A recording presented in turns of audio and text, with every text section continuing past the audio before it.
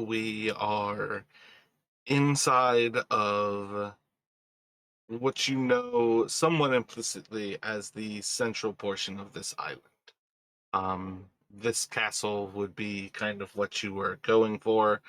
I don't think there was anything to tell you that you were looking for this peak to be skull shaped. I think that would certainly be a surprise. But on some level, you were sort of looking for the central like outpost of Auril. Upon arriving at this location, I know you all had at least kind of some initial moments of like trepidation to kind of move forward there. I know there was a little bit of an expression that it seemed we might not get there that quickly. So there is a certain moment of, as you all are looking around, you're inside of this blizzard that is reducing your visibility. You're getting blasted by cold that is colder than you have felt ever since you've been in Icewind Dale. And you all are looking up at this skull that is absolutely gigantic and dwarfs anything that you've kind of ever seen. Size wise, I don't necessarily think you have to believe that this would be real, but this would be like a god's avatar were this skull to be real. It's probably becoming real that you guys are at the point of chasing down the goddess Auril. And I'm curious where everybody's kind of intentions are, as you know on some level, one of the things you were coming here to do is to encounter Arl. So what are kind of the thoughts as you all are sort of like below and to the side of this like gigantic skull of ice, kind of looking up into the sky? You can see this eye socket that just seems to be looking down to your left. I think Fenn's probably good enough of a survivor passive perception, yeah, to recognize like to the south this creature seems to, or this skull seems to be looking to the south. What is kind of going on with the three of you at present? I think initially and instinctually, Finn will avoid crossing into that southward uh, eye socket line of sight. Brannick he's definitely feeling trepidation. Like he knows that to some extent this is what we're here for. But yeah, he was almost like not expecting it to find this quickly, and he's almost thinking like he's gonna suggest maybe we explore a little bit more. Not just because he thinks that might be a good idea, but also almost as like a delaying tactic. Like he's kind of almost now that he's seeing it in person, it's like maybe we're not ready for this. So he's almost thinking like, we'll come back, we'll explore, and then we'll come back, almost like a delaying tactic kind of thing, without Let's just see. essentially telling people. He's a little scared. Sorry, Rashad. Oh no, my bad. I cut you off. I thought I didn't realize you were still going. I thought you had finished, so that's my bad.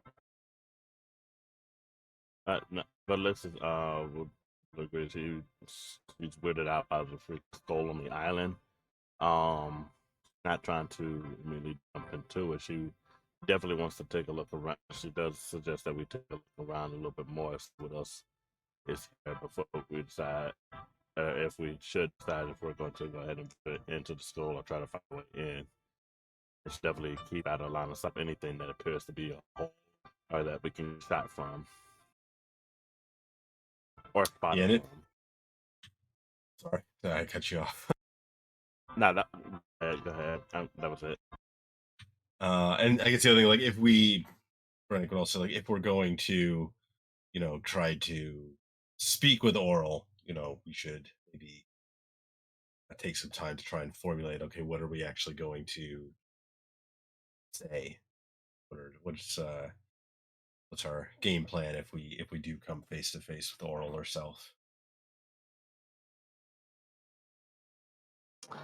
Did I gather? I feel like Fen is concerned about the actual eyes of the skull, not to kind of approach south, which would also involve kind of actually also heading kind of southwest. I might have underplayed that you guys are still looking up the mountain.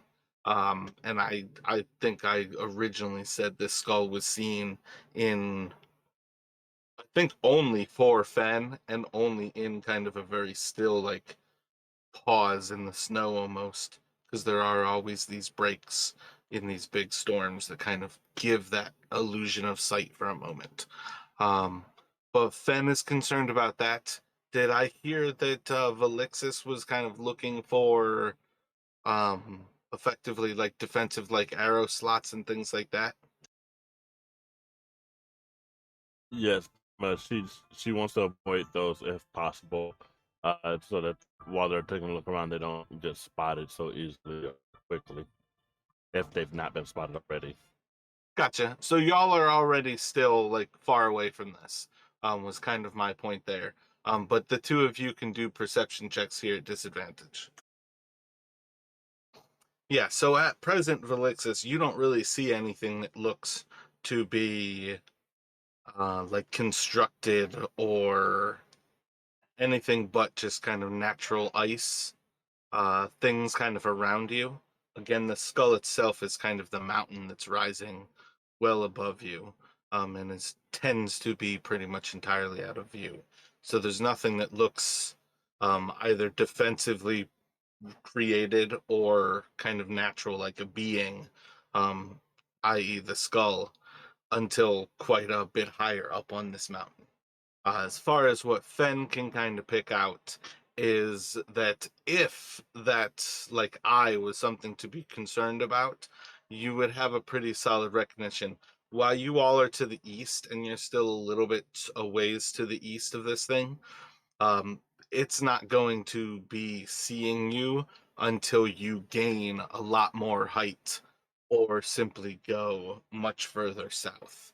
But at present, you both of you can have a solid sense that you are not being seen right now unless it is from somewhere other than the skull that you gained an eye on. This purely was just kind of a moment of like the snow and the winds kind of gave way, and there was that horrific moment of seeing something that's like 100 times your size, the size of this whole mountain could be this creature's body, and you're like walking on top of it. It was kind of that moment before very quickly the storm consumes you again, and once again you're inside of this like 40-foot bubble of this is my entire world. Everywhere else there is just snow and a cacophony of wind. As far as that goes, though, I think you all will have a moment where Valine is going to kind of look to that direction, and I think at very least you all are going to hear as she just lets slip a little bit of a mumble. Um, I guess for what it's worth, you all might notice her lips moving more than you can kind of pick it out. But for what it is worth, you all are going to at least understand a little bit here that Valine, upon seeing this, is going to simply say, the codicil of the white. And this is one of the things that she has told you you all need to come here for. You are looking for this spell book that is called the Codicil of the White, and it is Auril's. Um, but what are you all looking to do in the kind of present moment as Valine kind of looks up this mountain, sensing where you all are at as well, kind of looks back to you, and with her best kind of performance, perhaps we should look for Nas first.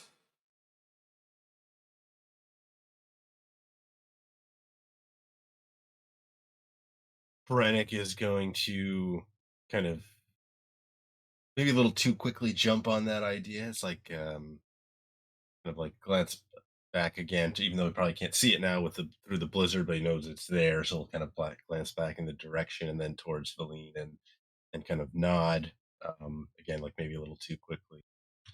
Uh, Yes, perhaps that would be best. And he'll kind of and then looking towards the others.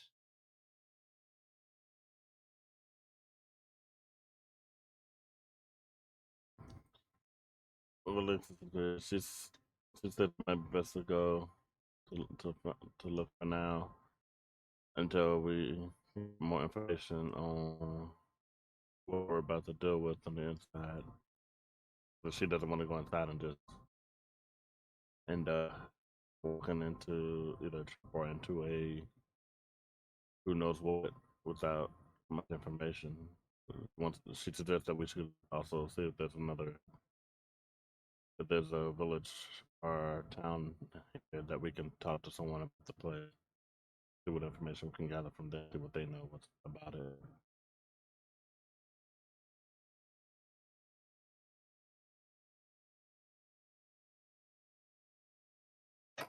So what do you actually say there? I feel like you tried to sum up two different things, but I want you to actually say what you're saying.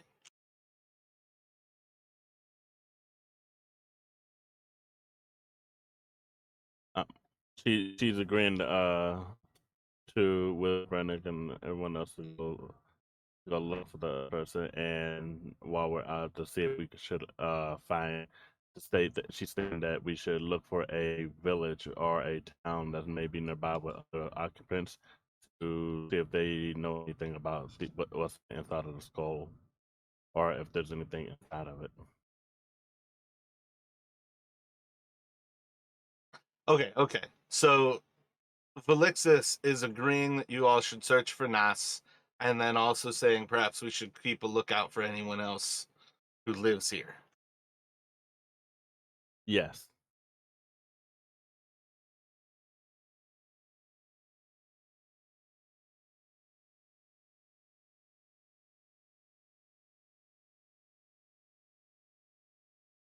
What's everyone thinking?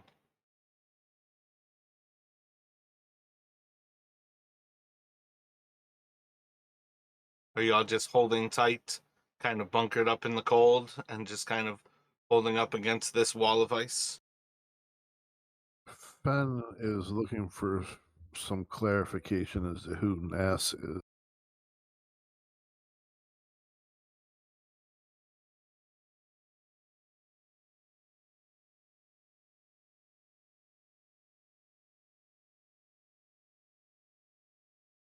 But let's just to Finn and ask Finn, what do you think we should do?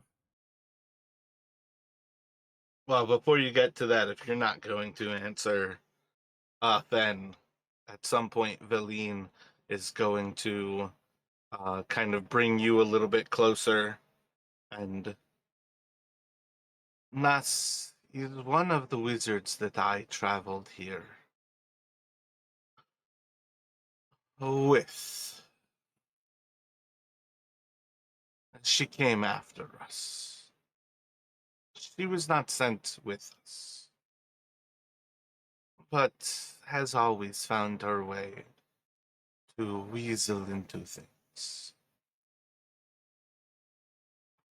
She has taken a valuable item of mine, which has information on how we can use the codicil of the White.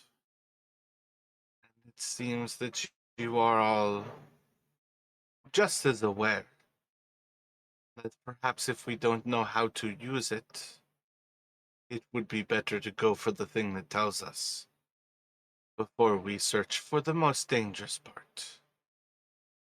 Let's accomplish something a little easier. And she kind of looks around everybody with like kind of like a bolstering look in her eye to bring our spirits up.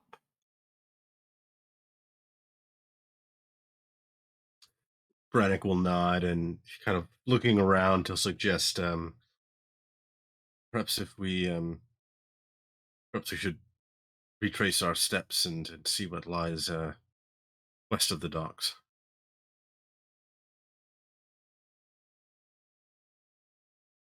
seen no you may have missed it, but I've seen no indication yet that this Nas specifically traveled this way. Again, it could have been easily missed in the blizzard, but perhaps we should try and get a better sense of what might else be around here. Publixus, to your point, someone built those massive docks, so perhaps there is sort of uh, a village or settlement or something. So, given their size, perhaps we should be cautious about going straight in.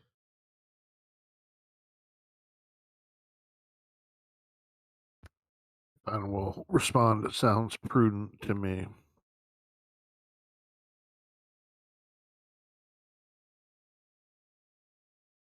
So the plan at this point is to kind of backtrack, climb down that initial kind of layer back to kind of the coast level, and more or less make your way back towards the docks. Yeah, I think maybe if we rather than going all the way like hugging along the coast like back that we came, maybe at some point we kind of uh like if we hit get down off the cliff and then start along and then maybe kind of break south. Oh wait, no, because we came a fair ways west. So yeah, maybe we're essentially So make our way. those two circles there are kind of like the flatter areas. So the cliff was kind of like a level between them. That's like, I might have said shorter, but it's like 100 or so feet of like inclination there. And then like the realistically, it's hard with what I've got revealed for you all. But like the whole kind of island area, you can kind of see the big oval to it. Is all like the flat level of like water level. Most of that is a few feet to like 5 feet above the actual waters of the ocean. Is that the level you're kind of thinking to go to? Maybe just to the actual area where you climbed from? Yeah, so like get down closer to like water level and then maybe um kind of and then cut south once we think we've gotten back east away enough that we can kind of hit um close to the docks if we cut south.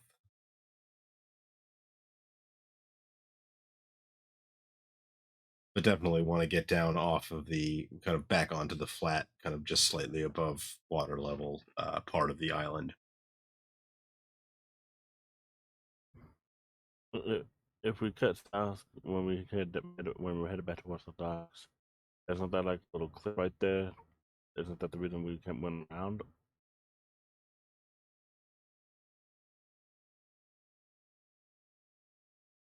I just described what the cliff was. Why did you ask what the cliff was? I'm confused now.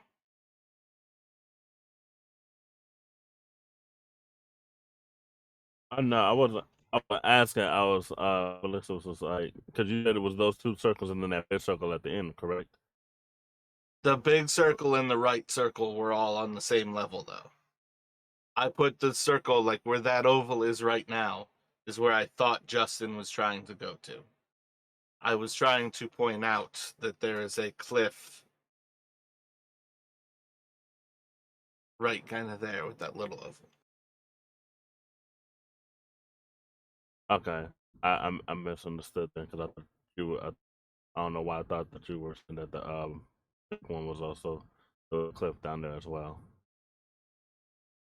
Okay, then never mind. She's yeah. She'd much rather just go ahead, get back down, work her way down the cliff, and work her way back towards the docks.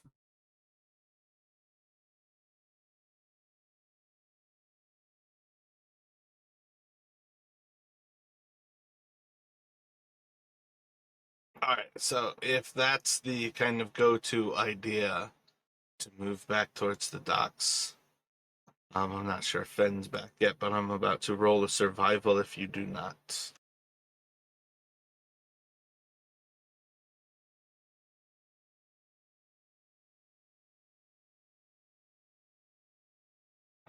Yeah, so I would say as you all kind of track your way back, line everything up and kind of rappel down that cliff, you guys can make it back to that area, uh, more or less on the level where you all came down, more or less at the bottom of the cliff where you climbed up. And if you would like, you can now basically progress back out onto the kind of peninsula that was there, or start to explore kind of south and west of that area. But effectively, you all never came to the like southern side of where that connects to the dock. Yeah, I think once kind of Fen lets us know that we're roughly like north of where the docks would be, rather than go back out onto the peninsula, Brannick will suggest kind of okay, now we cut south again, and then we can start to explore that area like to the west of the docks.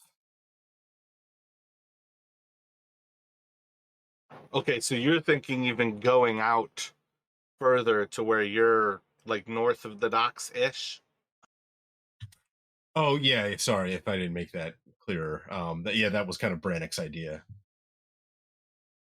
Gotcha. With that one, let me get a intelligence from you.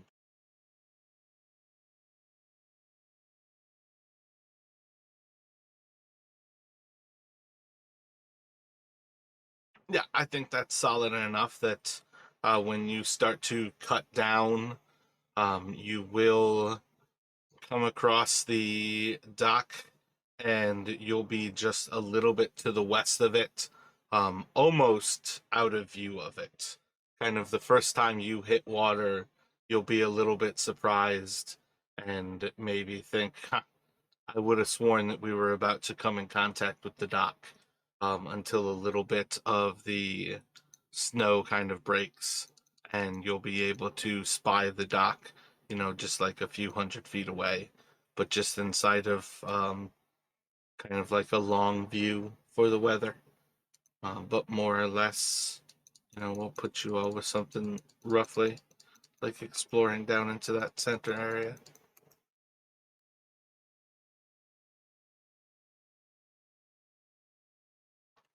So if you all come back around and you find that southern lip of this little peninsula, is the idea then to follow with the ice on your west and kind of progress around from there?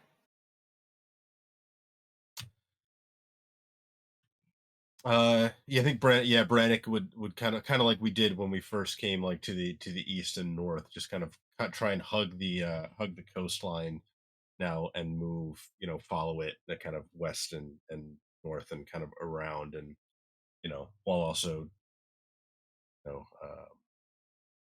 yeah, that would be Brannick's idea. Gotcha. So you all will come to a point pretty close to where you've been before. May not be easy to distinguish where you really are from moment to moment, but effectively you're coming to that point where you recognize the ice is starting to sweep off to the south and to the west, and this is where you kind of diverge, sort of expecting that cliff face. You can kind of head out a little bit further, identifying the cliff, and you have a pretty solid sense from kind of that point that you've kind of made this um, kind of recognition of those 3 points, like the northern way, the southern way, and the way out onto the peninsula. Theoretically, you guys have like now kind of spotted that to where um, you have that understanding.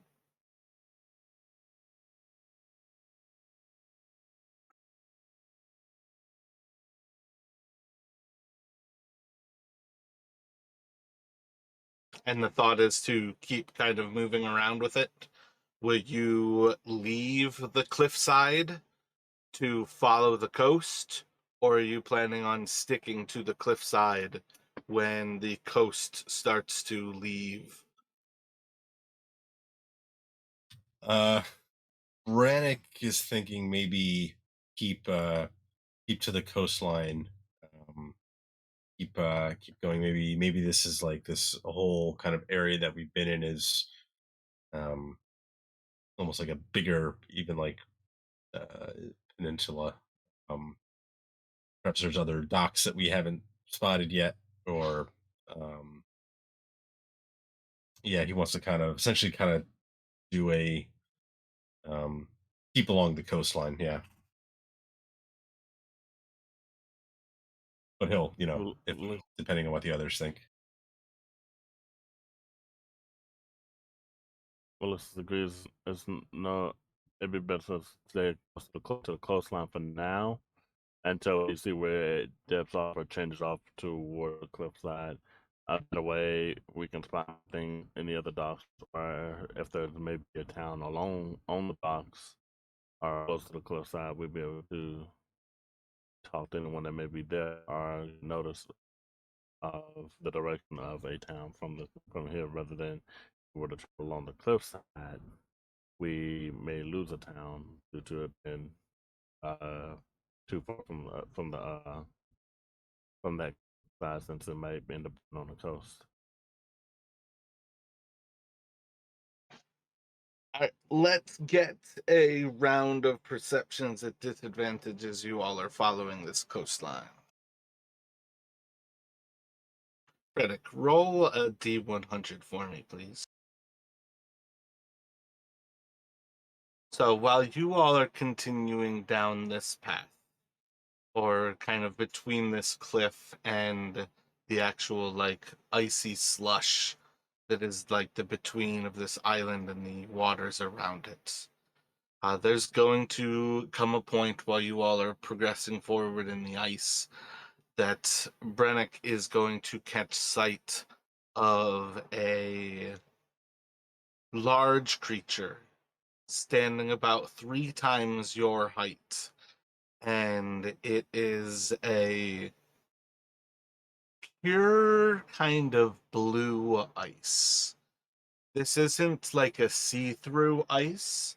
It has kind of a haze to it, but it is like a deep kind of dark blue. And part of why this is astonishing is because this is effectively like glacial ice, is how kind of this blue ice sits. If I recall correctly, it is in part because it is fresh water, in part because it is very pure over like the long freezing time that it kind of sits through. Among things that is surprising about how you are encountering this is Brennick has been following Fen. I think Brennick and Fen have actually been close to the front much of this. And you're watching as Fen passes something by, and you're kind of passing right behind, and you are seeing this visage of this massive creature kind of staring down at you as it's swinging its fist at you, only it's not moving. This is a massive ogre in front of your view, and it flashes through your view for a moment as the snow passes away. Everybody continues to walk forward as you see this flash of an image of this massive creature again, like 4 times your height, swinging down its massive fist at you. And then it's gone back in the snow, and nothing hits you. What do you think? I think Brannick would. I think he kind of like instinctively like flinch back as he first like sees it, and then he would like he'd be like almost like he'd look towards Fen, but then and seeing that Fen doesn't seem to have spotted it, he would call out to him and to Felixus and um, the others, almost a little like kind of panicky at it when he first calls out, like something, and kind of like point off towards it, and then as he's like calling their attention to it is when he first notices that it doesn't seem to be moving, and that it's actually kind of like um ensconced within the ice.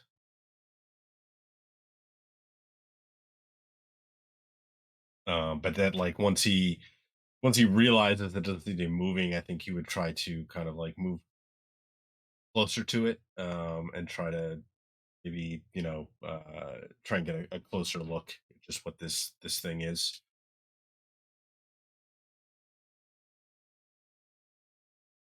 Like, does the glacial ice, does it seem to be kind of just surrounding this creature? Is it something that it keeps extending beyond this creature? This just happens to be like kind of at like the forefront of where this glacial ice starts. I guess that's kind of the what he's Uh, looking at.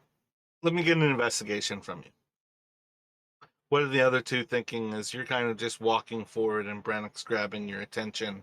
And as you kind of like watch to see him walking off into the snow, you start to lose sight of him. And that's going to be about where you come up on basically this. What is it? Brannock's like just under 6 foot tall. Yeah, I think I have him about, yeah, just like 5'11 ish. Yeah, so just about like a 6 foot tall human is walking up to what ends up being this creature that's standing like 20 feet tall. Oh, sorry, he's actually just over 6 feet. Not that it matters. Okay, my bad. Yeah. When you get up to it and you start to look, probably the initial thing you're going to see is this creature is ice. There's not like a difference between kind of like the fist and the I guess on some level there still has to be kind of apparel to kind of start to notice like the clothing this thing is wearing is ice. The flesh to clothing to flesh are all the same surface. You can see the detail, but as you kind of look at it, there's more and more things that are a little bit striking, and you're almost going to wonder if this is a work of art. Okay, gotcha. I was thinking like yeah, I had the wrong image in my head, I think. So it's almost as if like this creature itself is um essentially like just like frozen, but it's been so long that it's essentially turned into a little mini kind of glacier type. Well, like the description that I was trying to go for was almost trying to be horrific on Brennick was like seeing this thing as something like an ice troll was about to punch him in the face. You know what I mean? I wanted that kind of flinch from your first view. I feel like that's kind of how you would walk past it. But when you come closer to investigate it, when you don't get hit and you recognize that punch is not being swung at you, you kind of walk up to something where you're not seeing signs of the ice that makes up like the fist being any different than like the ice that makes up like the boots that it's wearing. And that's kind of why I say like the work of art is the idea that maybe this is like almost like when you see like a chainsaw uh ice sculpture, you're seeing something that is sculpted of ice rather than something that was frozen. Like there's not ice surrounding a body. This is a body of ice. Okay, yeah, gotcha. I gotcha. Okay.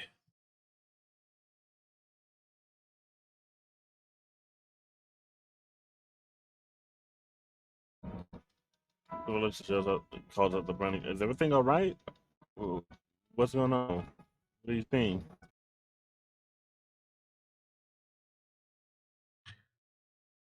I thought it might be something about to attack us, but it was now it seems more almost like a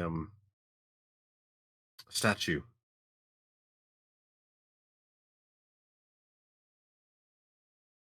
So well, displays some skill, it seems like. And this is again similar, like kind of massive scale as like the docks, right? You said like it's like 20 feet or so tall. Yeah, I probably went too big on the size wise. I feel like it should be like 10 to 15, maybe two to three times your height kind of feeling. But yeah, it is definitely massive. You guys definitely, I think it would be small related to the dock still. Okay. Or maybe not small, but it would be,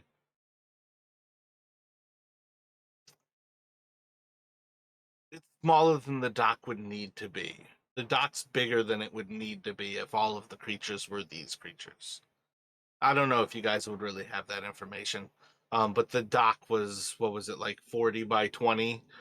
Whereas like a dock that you might have like in a human settlement is like 5 feet wide.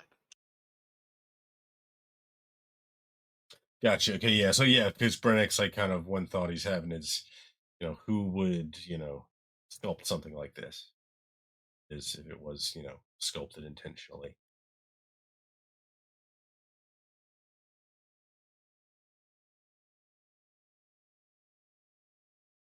Let me get another perception check from Brennick, still at disadvantage.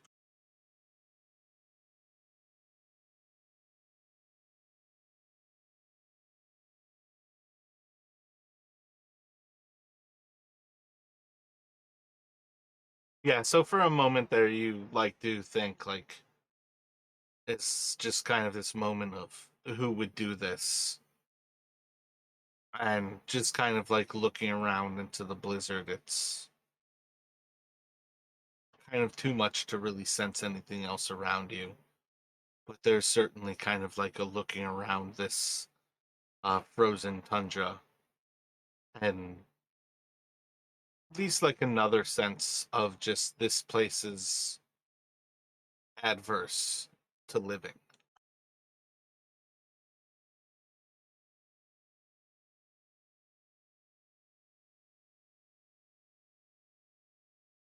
Yeah, so he'd like he'd wait to see, in case Felixis and Fan lean if they want to kind of take a closer look, but otherwise he would, definitely a curiosity, but doesn't, seems like it's not going to hurt us. Perhaps we, should continue on. He wants to give them time to, take a look if they want.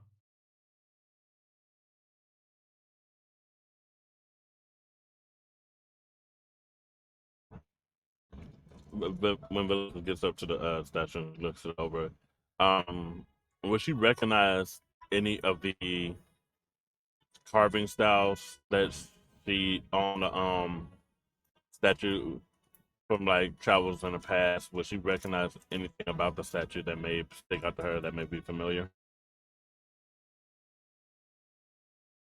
Why would you recognize like carving styles? What do you describe more why you would recognize this thing? Okay, yeah. So with Melissa's travels in the past, with things that she's seen before from other lands, she looks when she looks over the over the carving of the statue. She's looking to see if she's seen this kind of artwork anywhere else, and if that may be a sign as to if there So, may be. so again, though, my point is though is like my experience with kobold settlements here told me this. Like, why would you have an experience with art or carving? Tell me why you should know this. Don't ask me a question still. You've already asked the question, but like describe something to me about your character. So Velasquez has traveled and seen different times of arts with in different town in different cities and different other countries in the world before during her travels What as a cities, maid. what peoples, what cultures? I don't think I have any of this like in like what Velixis is. I don't think I put it in there. But that's why I mean, like, why would you recognize carving? You're a sage, you're like a bookworm. You're not like an artist. Is art like the focus of your studies? not really art, more like for her archaeology and like ancient artifacts, like ancient magical artifacts. Then we're gonna go for a no. This doesn't resemble any other like cultural artifacts. Um, but in the future, like that's the type of thing. If you want to have studied a different like race or culture, you have to kind of like pick and determine that ahead of time with me. You might be able to say like you've got some recognition for draconics, but like you have to like decide on those things. Um, but yeah, I would say looking over this in the sense of like an archaeologist trying to pick out like styles of cultures, no, you can't pick out like a particular culture about this thing. Okay, okay. So are you all continuing down this coast and leaving this frozen statue behind? Yeah. Well, for versus after looking around to see if she has any others, she asks if she does turn to Finn and Brendan to see if they Make a want to. perception check. If you're looking around for other things, you're looking, so do a perception.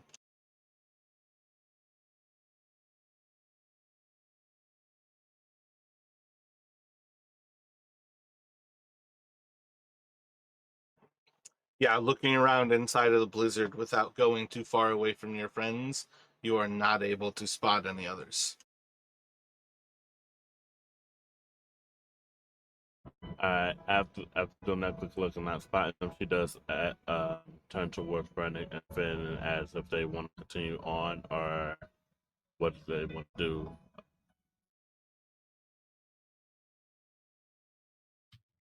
Yeah, Brannick is, he's still definitely kind of would like to, would like to know more about this, but he doesn't.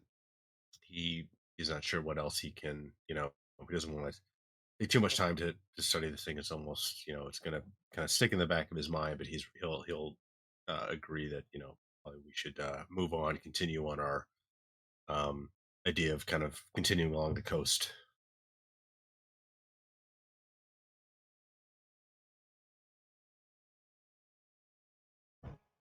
All right, all right, we can always make a mental note to come back here sometime after we finish our initial work.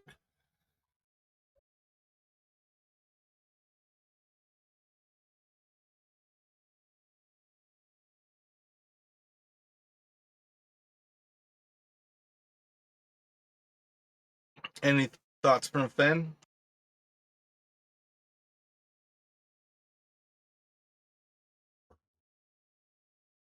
Just agreement. Moving on. Let me get a survival from you, Finn.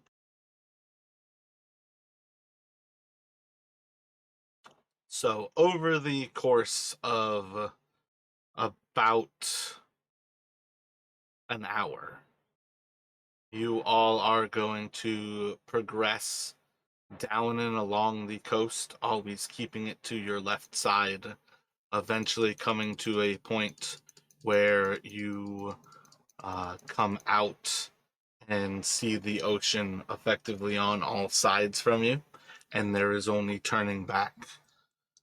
As far as this point goes, it's kind of like one point where you all can certainly decide to do something else. If you are progressing forward, let me know right now.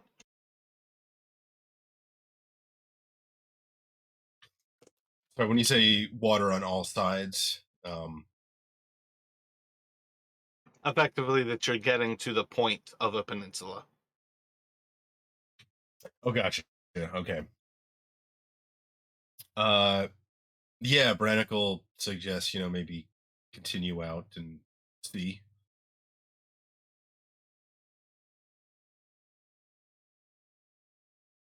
Continue out Willing and to, see, like, continue on. Onto the peninsula. So yeah, sorry. He's thinking perhaps, if this, if we're looking for Nas, if Nas got into trouble, perhaps they would have a similar idea to, try and take shelter on the along the coastline, fleeing from the interior. So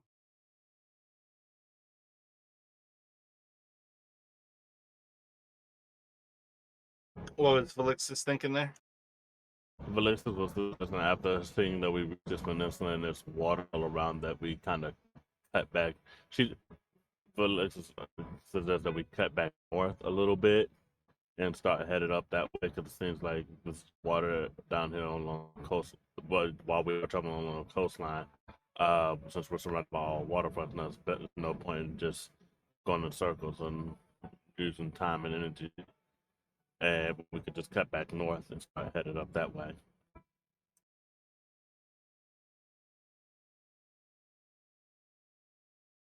So Felixis wants to backtrack and go north.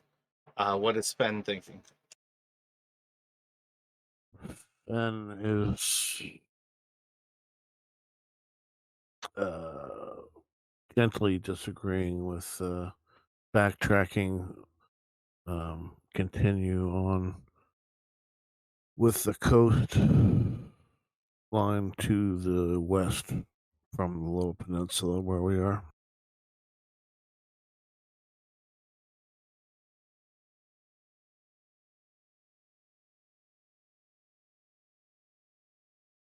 All right. If that's the best, if that's what y'all both want to do, we can continue to do that. I do think it is best to cut back north. But let's does go ahead go ahead and agree with the and continue along the peninsula. Do you want to try to convince them why you want to go north?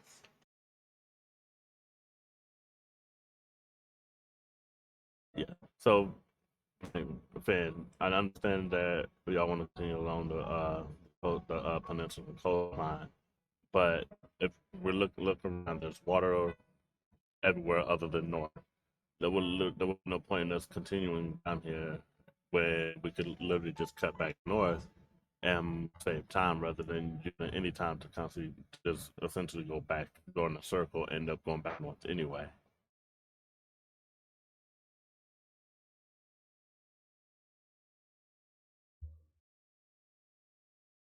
I think Felixus is not looking at the map. Are you looking at the map? I am. We're right there where the arrow is, where that last arrow is, right?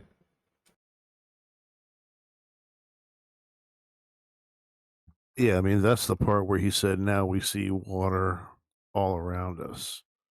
Not necessarily to the west of there, but from where we are right now. At least that's the way I understood it.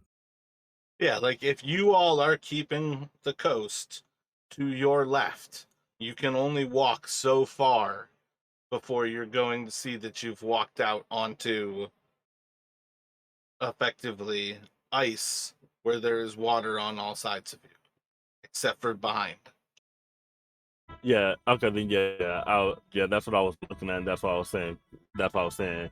That's what the listeners are saying. Go ahead. We go ahead and cut back north because since it's literally just water, like all down there, there would. Hold up. When you say north, though, do you want to continue to search this island by keeping the water on your left? Yes. Okay, see, that's two completely different things. Heading north is heading north. If you want to keep the coast in the same orientation to you, that is a different thing. But that's what they were already saying. So, as you all spend about another hour doing the same thing, you are going to eventually come to another point where once again you are on the pinnacle of ice and you see water on all sides of you again.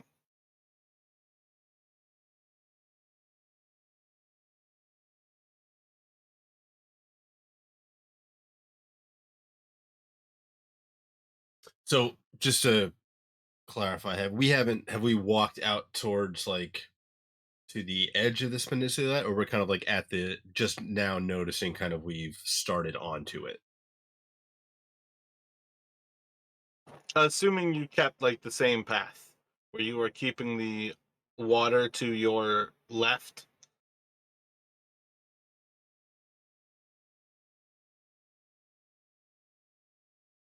My bad. I'm trying to speed up some of this so you guys can actually have the island in view if this is how you're going to search it. Yeah, I mean, Brannick is just I just wanted to check 'cause, like Brannick would suggest, you know, at least like continue to explore out to like the try the like the tip of the peninsula, and then if we don't find anything, continue on our way, still hugging the coastline. You know, um, so essentially going back up uh north off the peninsula and then west again. So when you all get kind of towards this southern end, eventually turning back around and searching back inward on the island, there's going to be a point where you see the aurora giving way. And then you get a perception check from everybody.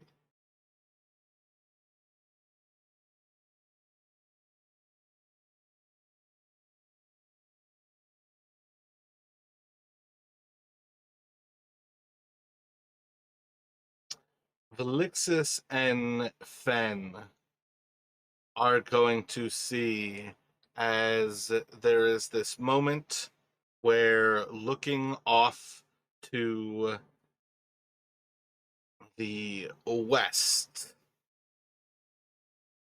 they are going to see the actual sun before it blinks below the horizon. And you kind of have that last moment of the sun's view. Perhaps Brennick is watching the actual lights of the aurora kind of shining in the sky as they kind of fall and almost dissipate into just kind of the darkness of the night.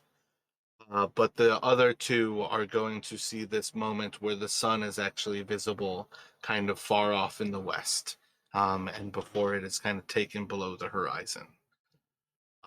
With that, I think Velixis is going to see as um,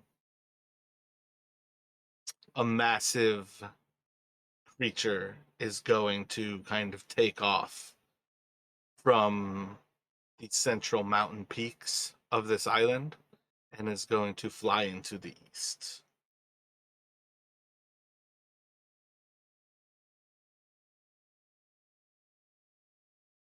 Do I recognize any features on that massive? Does Velicious recognize any features on the massive creature, or does she just notice that it's a massive creature?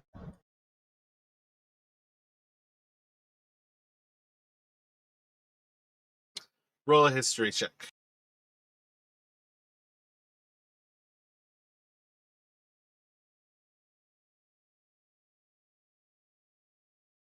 Well, I think based on what we know, it's the Auril and her rock. Yeah, I was gonna say it's dragon sized, but this creature is not a reptilian. I don't think you have any particular reason to think it is anything other than Auril's rock. So Velicious kind of points that out that it looks like that, or after turns to Brennick and finishes this, it looks like Orl's rock just took off from the center. So do you want to try to?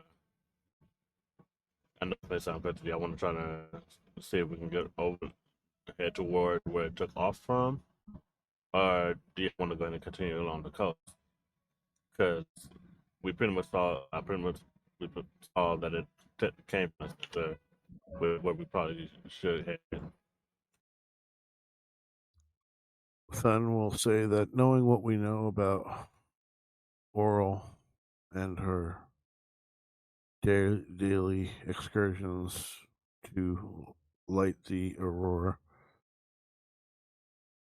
our main priority should still be finding Nas and getting the information that we need to use the codex. Brannick will agree with Fen, before we try to sneak, try to get back, and get into that place. I think continue focusing on finding, finding Nas, finding this supposed object that might be able to help us, the codicil of white.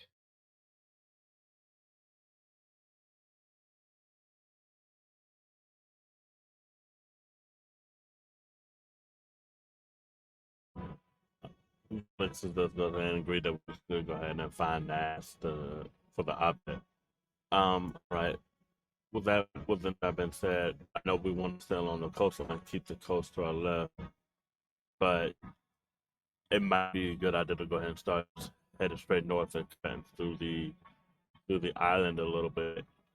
So we may, I'm not sure Nash will be along the edge. Like, I don't think we haven't seen any indication of him being along any of these coastlines. So it may be best for us to go ahead north, directly north, and start looking for the town inwards, more inland than along the coastline. Make a intelligence check for me, please, Velixis. As far as going on archaeological digs goes, you usually want to try to have a rhyme behind your search pattern. If you want to search north to south and then move to the west, that's one way to do it. If you want to outline what you're searching for and then move in, that's one way to do it. If you want to search grids, that's one way to do it.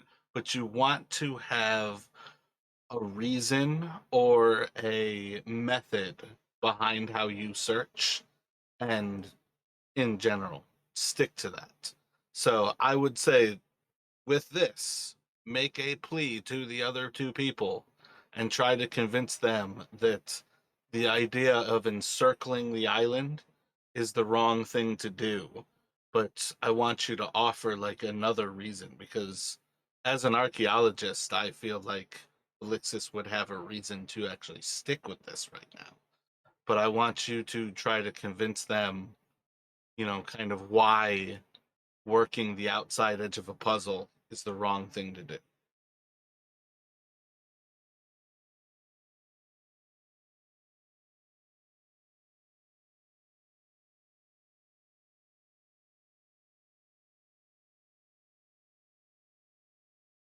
And I think Brannick would probably also just add, like, given where we are, like, if there is some sort of settlement, he would think it more likely that it would be along the coast, because they would need some, presumably, they're not growing too much food here, unless they might need some sort of access off the island. So, but just, yeah, kind of in general, he would think kind of stay the course. We started this way, so we might as well continue on. Velicious, Velicious, I understand where you're coming from, Benedict. I understand since we have been eyeing it already, it would be better. You guys feel like it would be best to say this course. But since we've been here, we've seen two things: one dock, the statue that was a little while back, and the skull that was basically north of a little ways north of him. I'm not entirely sure. My direction is not that great right now. But with what we've seen from here, if there was a settlement on the edge of the island, by now we would have already seen it, and it would have been closer to that dock than from where we're at right now. Because it makes no sense for a settlement to be that far from a dock, unless it was unless it was north of it. So from my experiences, it would be best for us to travel a bit ways north and go inland to search. I guess be in the good light pattern, from going north to south. But right now, with the way are set up, with that, with just the skull that we saw, the dock, and that statue back there, we're not running to. I don't. It doesn't seem like we're gonna run into a settlement along the coast. It's more than likely going to be inland. That's why I suggest that we do head north from here.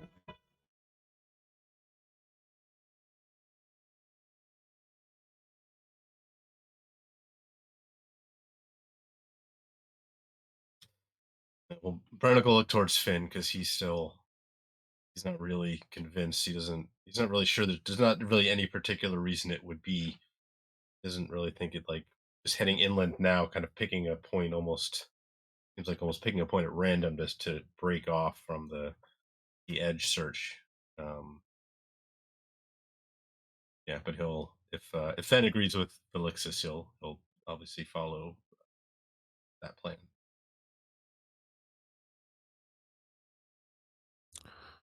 Then we'll turn to Veluxus and say, I hear what you're saying and I understand your reasoning.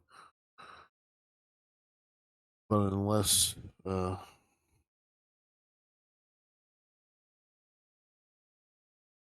we have some kind of evidence or knowledge that Nass is in the interior from where we are, I think it's the best idea to stick to the coast until we have a clear picture of the island. And from there, we can move to the interior.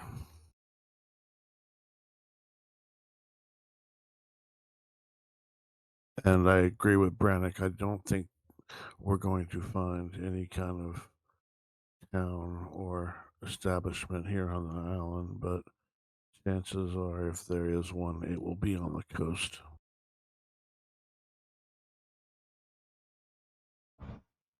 Very well. Velix is reluctantly agreed to continue forward along the edge of the coast. If Velix states if that's what I want to continue doing, I will not pressure it any longer. Does Valim have any insight to NASA's whereabouts? That she has no insight to his whereabouts.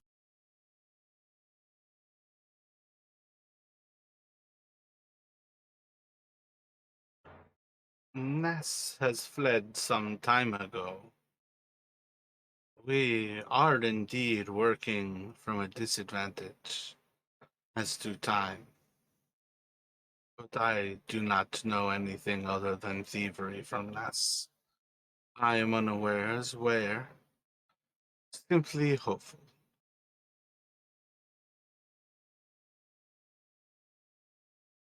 Then we'll continue on our current path.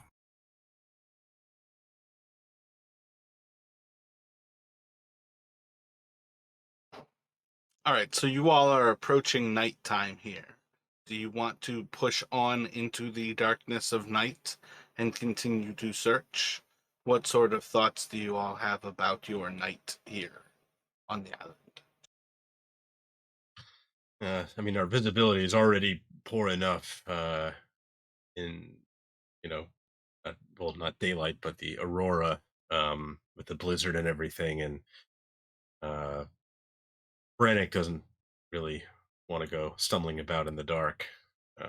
He'd suggest we try and haven't seen anything that even like remotely resembles shelter anywhere nearby, but try and just kind of hunker down and make camp.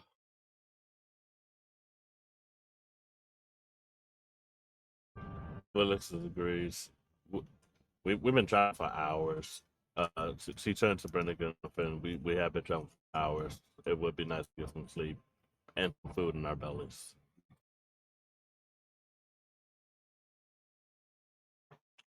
So, on that thought, you all are already sort of towards an interior point here, having just come off of one of the peninsulas. So maybe you'll have not or Valine at this point say, if we are to camp, perhaps it would be wise for us to make the decision to move closer and therefore below the image or the view of the skull, or perhaps that we move further away and out onto a peninsula. Effectively saying, do you guys have any thoughts as to like trying to sleep up against the cliff's edge, trying to go out as far away as possible so you're kind of like isolated into an area, or are you just going to plop down right where you're at?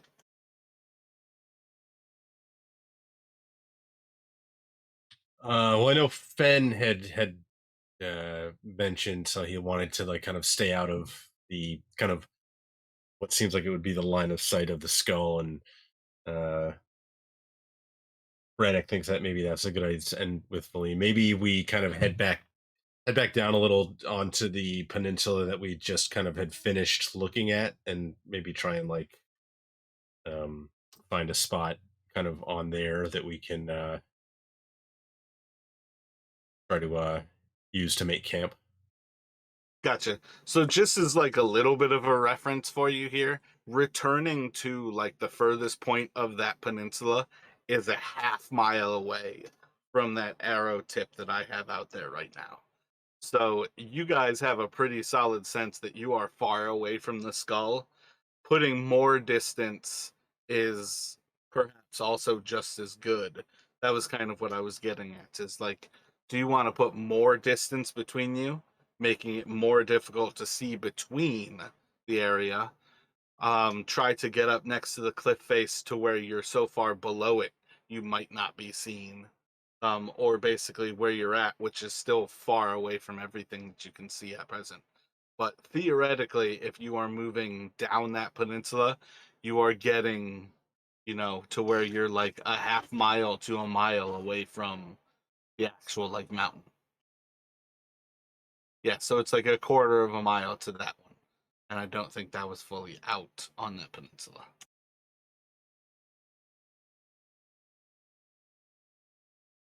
Yeah, so Fen, Valixis, what do you all think?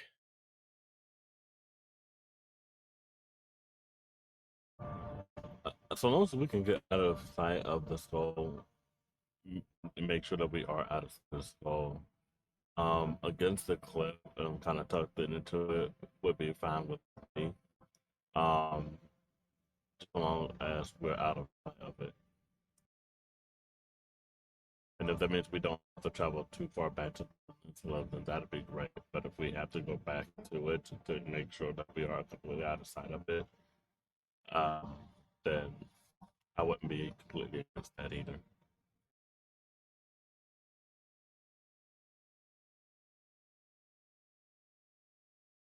That sounds reasonable to Fen.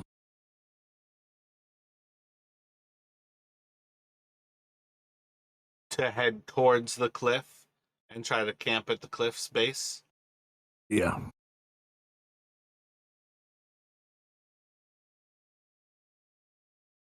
Valine will look around to you all, and that seems like a solid compromise where we can head north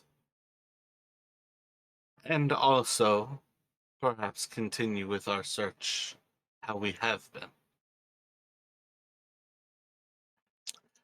So if that sounds good to Brennick, and we're gonna go forward with the teams agreeing here, let me get a survival from Fen, please. Yep, Brennick has no objections to that.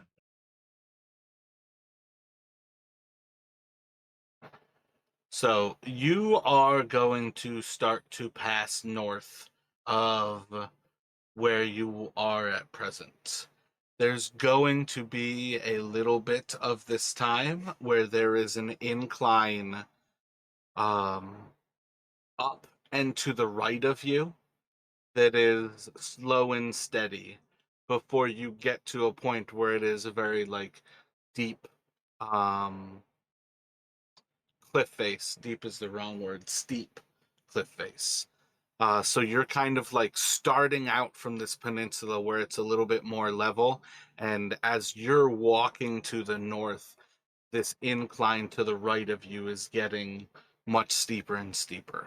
You've already kind of seen that the skull is looking in that way, but let me get an intelligence. Yeah, intelligence check from all of you. No, I'm sorry, wisdom check from all of you.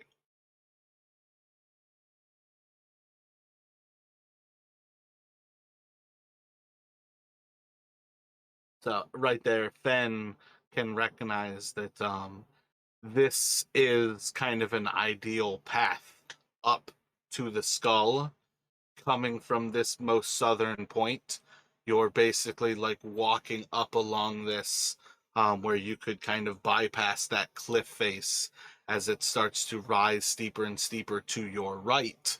It was much shallower angle of inclination, a little bit more south of you, that you kind of have like a arm of this mountain basically directly to your right.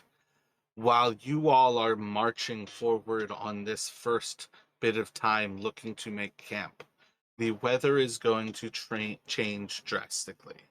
Among the first things that are going to happen is the snow is going to slow in air. The wind speeds are going to drop, and it's going to get to a eerie point of silence before you recognize, for the first time in a long time, there's stillness. The wind isn't blowing. The snow that is falling is slowly falling directly and down to the ground. And while you can't see a long distance, you can see a good ways because there is like a little glow to kind of the mist of white that is just sticking above everything. We are at the point of a waning moon where there is very little moonlight. You all are in near pitch dark circumstances at this point. What would you all like to do as you're kind of walking along this area and the weather for the first time is kind of changing to this still darkness?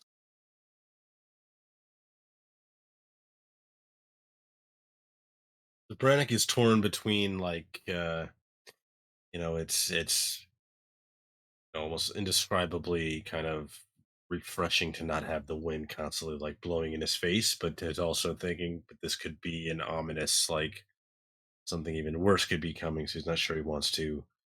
Um, he is kind of like torn between those two different ideas, but um, seems strange, at least initially to him at first, that if this is kind of the center of kind of the or the base of Oral's kind of operations, that we had kind of Brannick had been thinking like if she was causing the rime because she wanted, essentially, 'cause she's a goddess of winter and she wanted like the land to like sort of like suffer, but then up here it seems like where she actually is, or where we think she is, that maybe she's keeping the worst of it at bay.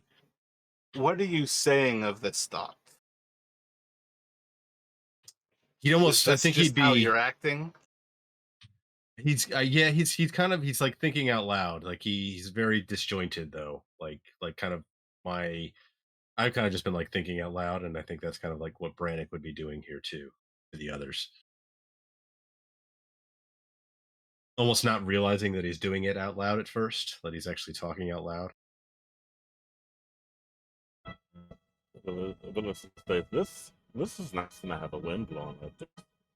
That's all right every once in a while. So it's kind of creepy.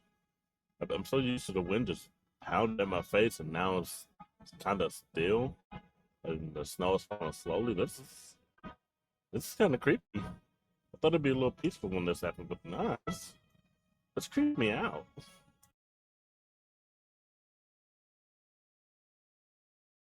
This is the calm of Auril. Absent.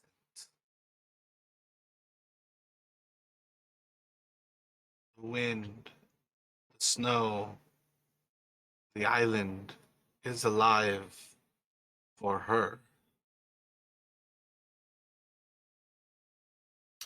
Because she is headed east, away from here.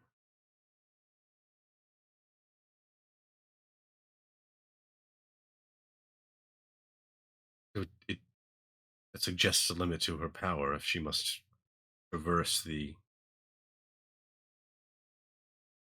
land each day to keep her rhyme in place.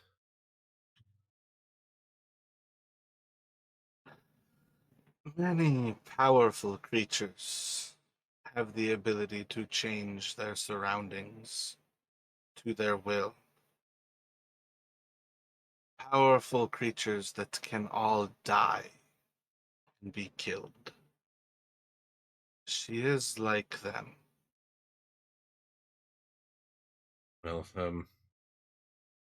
the Brian's gonna, we should probably, we've been traveling a lot, so we should probably get some rest. But perhaps we should think about, if there's gonna be like, if we think the blizzard is gonna kind of like die down while she's away, while Auril is away. Maybe we reconsider whether when we're doing our exploring of the rest of the island, essentially, maybe try and wait until she leaves again the next night, and then explore at that point. But for now, he thinks we should probably still try and get some rest.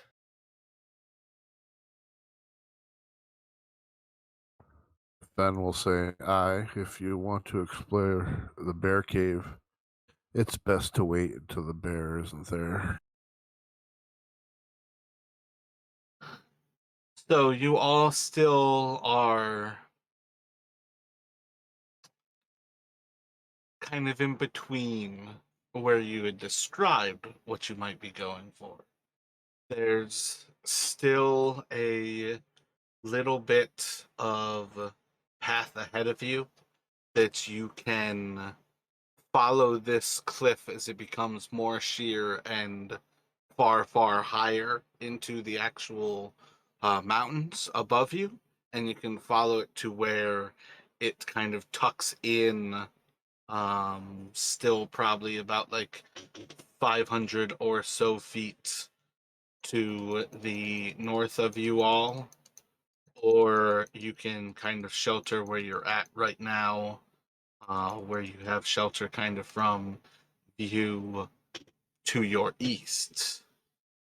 And then probably have a little bit more of a view to the south of you, kind of giving rise to at least another of these peninsulas, kind of slightly south and west of you all. But when you go to shelter, are you going to shelter where you're at now, or continue to kind of push forward to like the initial idea, which was to get almost as far under the cliffs as possible?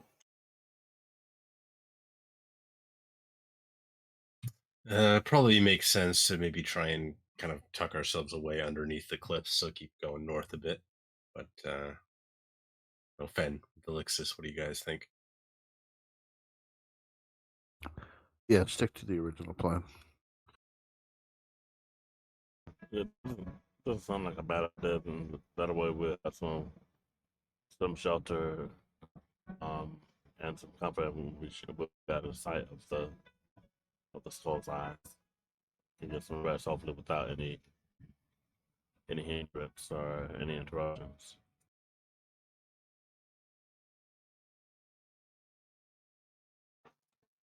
Gotcha. So a little bit further into the night, you all can kind of leave the view of the inclining mountain behind you and above you, as these cliff faces become effectively all you can see for 100 or so feet into the darkness.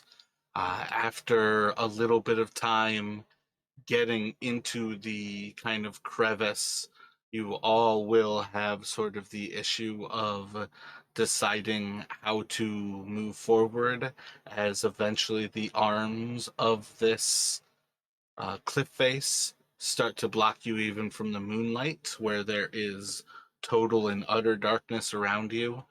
You can't really see extremely far into the cliff. Are you all prepared to light torches or create light?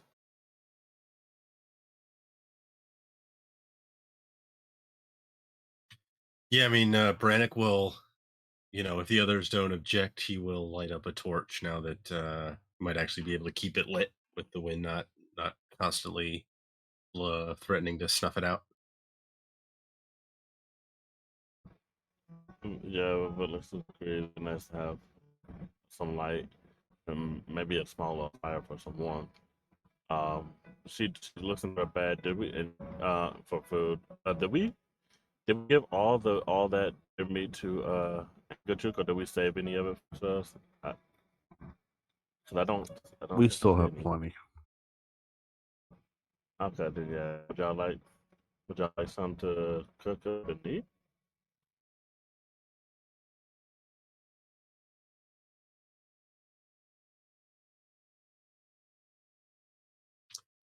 Suppose if we were lucky enough to find some kindling or something to make a fire with, at the very least, a bit of light will be welcome. Yeah, aside from a magical fire or kind of burning like a torch, you guys aren't going to have like a source of fire out there. You guys have to come with whatever you're burning.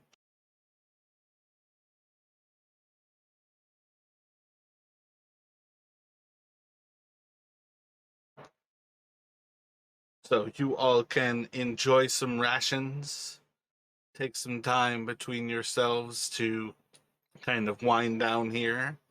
When it comes time for a watch cycle, what do you all have in mind? We'll go. Basically, there's 3 watches for you all. Fen will watch 4 times. Rashad and Brennick can watch twice. Brannick will offer you can take the first watch. Alright. But let's offer us to take the third watch, and she does go to and summon hound the faithful hound. What is it? With she's the faithful hound to us at the entryway of the cave. So I think we probably want to keep Fenn's watches together. So probably you mean the fourth watch, like the third app. You mean like Brannick, then Fenn, then Elixis.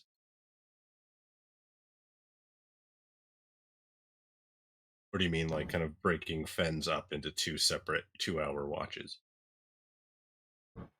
Oh, that's up to Finn. Finn, what would you like to do for your watches? Yeah, I think it's best because I only have to transfer 4 hours, keep that together, and then, whether it's the first or the last, it doesn't matter to me.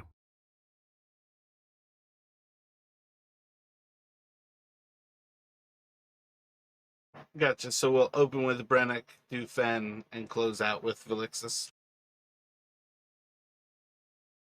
Correct. All right, I'm gonna go ahead and summon the hound, but I'm gonna go ahead and summon the hound and go ahead and head to bed. Any light source for Brennick on watch? He is going to keep his torch. He's got a couple others, so he'll use Gotcha. 2 of them throughout. So when you are ready, let me get perception checks from you.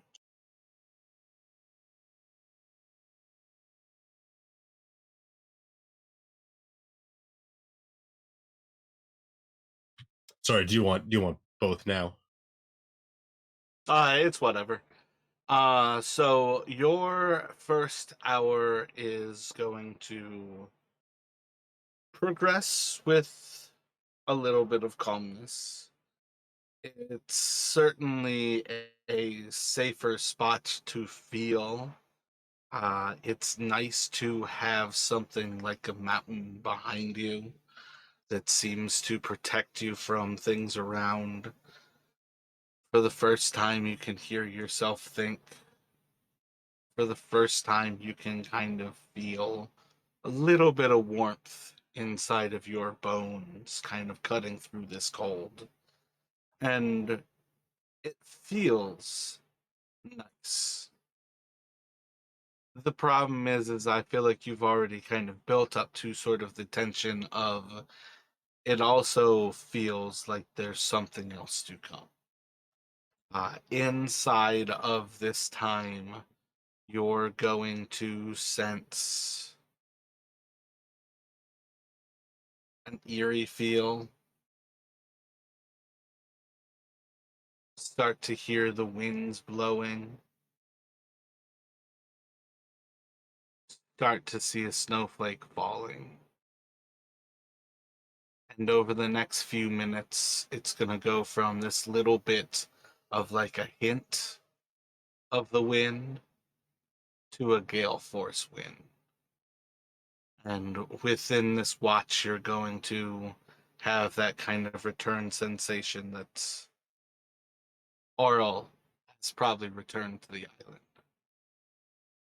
And while she was gone for a time, she was not gone for long.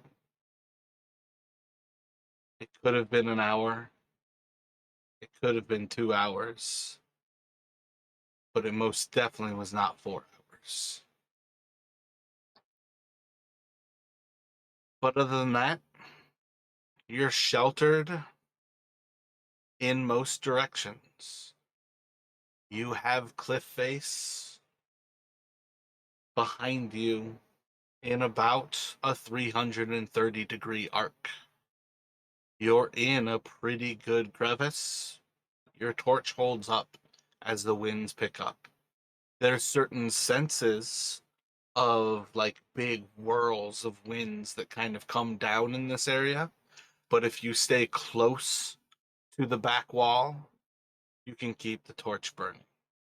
If you shelter it a little bit, you can keep it struggling for life. And if you walk out too far from the others, you can see as it kind of snuffs out almost in like a moment, and you can kind of like almost toy around with that depending on how active your actual watch is. But within this first watch, you're going to come to the conclusion that Auril has returned. This place has returned. It's no longer a false facade of what it is. This is an Arctic wasteland, and you can feel as your bones start to cool and as this place becomes deadly again. And that'll be your first watch.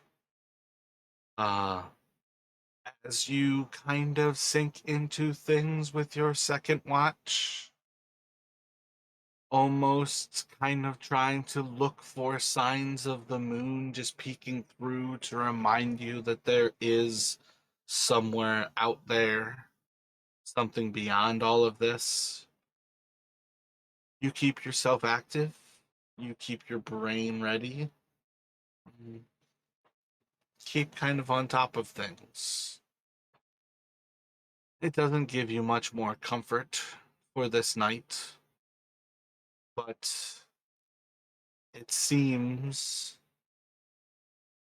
in a weird way that the closer you are to this danger, the more safety you might be afforded by being where other things might not go. And eventually, you're pretty sure you've let enough time go by, and if you're ready, you can go and awaken Fen to this blizzard. Yeah, it's like the short kind of cruel. It's almost like a cruel respite because it was so brief, and it like he was like thinking like, okay, maybe we can get through the night, get through a night, and then probably barely halfway into his watch, all of a sudden they're back to these miserable conditions. But he would have stayed kind of close, kind of most somewhat relying on the hound's presence, so he wouldn't want to risk kind of losing the torch, so he would have stayed close, and then um yeah, kind of yeah, he'd go to wake Fen and let Fen obviously. If I may jump in there for a second, part of what I was also thinking is once you figured out like a torch was safe in kind of the crevice corner, you could also easily like stab a torch into the snow, light that one like in the crevice, and then like walk away. You know what I mean? It wouldn't like create burn time where you need to record it. But I was thinking there's a certain level of like once you have like a feeling of fire is safe in the crevice, it gives you a lot more room to explore and kind of like leave a fire behind next to your friends. The dog's there for safety. You know what I mean? That's kind of what I was thinking when I said like you can play with almost like the struggle of the fire. Yeah, that didn't occur to me, but that definitely makes sense. Um, yeah, I'll remember that for his next watch. Yeah, but yeah, he'll go and wake Fen. Fen will obviously he'll point out to Fen, even though Fen will notice right away that the wind and the snow is back, and um yeah, and then he'll kind of say, other than that, his watch was fairly quiet, but perhaps Auril's return is keeping anything else away from us. So silver lining, I suppose, perhaps. And then otherwise, he will get ready and try and get some rest. And let Fen take over. When you are ready, Fen, can you roll a perception check for me? Are you watching with any light? No, I have dark vision, so I'd say when he went to bed, I would put out the light. All right. If you're relying on dark vision is not a heal all in my worlds. You're talking about one, we are on a crescent of a moon, so there's the littlest bit of moonlight being cast here. You guys are in a crevice that is blocking the moonlight. You are in pitch dark and cannot see. In which case, I will keep the fire going. Gotcha. Dark vision, all it gives you is like when there are light sources, you can see in black and whites and like shades of gray. In the long run, like most of the time, that is you can gain the benefit of a little bit of theater of the mind. But like if somebody is looking in those conditions, they're still more or less making checks with disadvantage. Dark vision gives you something, but it does not replace vision. Okay, good to know. Yeah, in this case, keep the fire going and knowing that the faithful hound is there. We'll just try to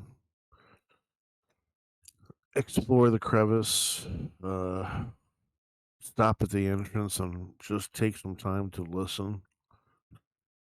You guys don't really have an entrance to this. When he said he was casting the dog towards the entrance, I took that as just 30 feet away from him. I'm pretty sure that's as far as the dog can go.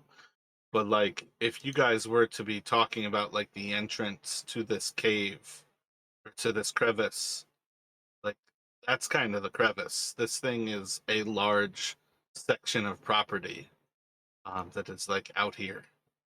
What is it? It's 600 square feet, so it's probably a quarter of a 600 square foot circle. It's fucking huge. If the hound is 30, and what are we back to vision wise? Well, like if you're walking around with a torch towards the like corner of the crevice, towards the crux of it, you've got full torch light. As you start to approach outside of the actual like cave walls, especially when you are like in the crux of two cave walls, the torch starts to wane, so it's getting like blown by the wind. But in general, where you expect the dog to be, you can certainly have light there. Okay, so that area where the torch is still kicking, just look around, stop, listen, walk back and forth, keeping an ear open and then an eye open for the dog occasionally. Gotcha. So you're just kind of pacing around everyone. Yes, exploring and looking at the cliff walls in the area that we're occupying. What are you looking for in the cliff walls? What are you hoping to find? Just looking.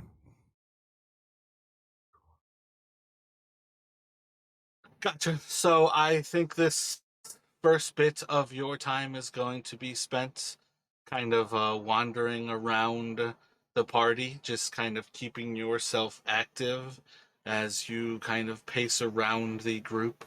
Kind of any given time where you start to cast light up into this crevice above you, you see a pretty sheer face of ice. It might be rock, but it's probably at least a good bit of pure ice.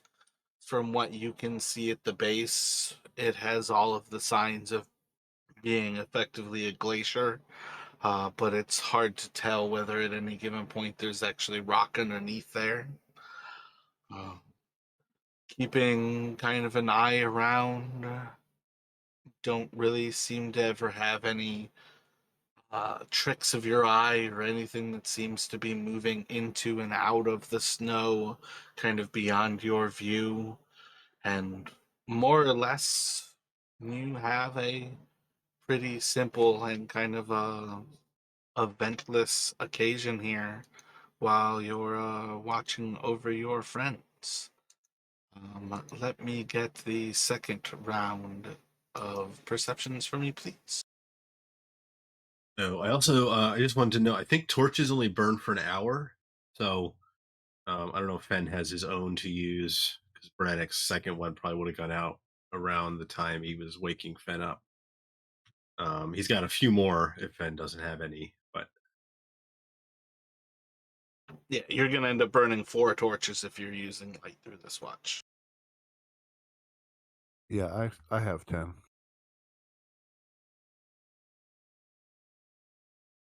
okay, yeah. So yeah, I'll let you use your own. I've got 6 left. Over this next hour, as you kind of progress or continue to do the same kind of watch, keeping a look up and around you, keeping an eye to the south. You're not seeing any signs of any sort of tracks around. You're really not seeing any signs of kind of any life in this area. And with a little bit of confidence, you feel like this might be a simple place to rest, and this might be an ideal place to have chosen to rest. And everything seems quiet. There's going to be a point where you are going to hear a massive scream that is going to cover the noise of the winds, and it is going to wake everyone. They won't recognize what they heard, but let me get a nature check from Fen. You've been around raptors in enough parts of the world to recognize the communication of a raptor, the kind of screams that they use as they're flying through the air, diving down into their prey. You know of a raptor that lives on this island, and you have a pretty solid sense that the rock is out hunting. Do you think it's hunting you? Did the scream seem to come from nearby, off in the distance? Hard to tell. It was so loud that it made the blizzard quiet. You have no clue where it was.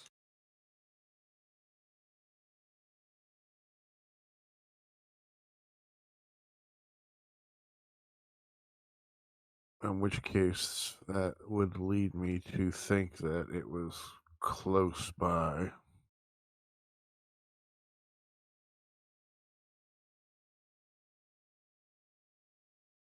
I will. Hmm.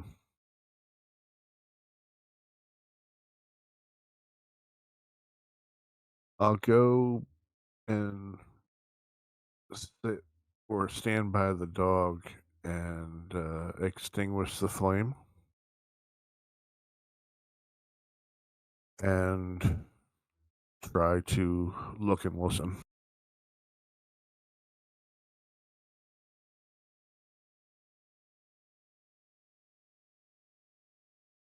Gotcha.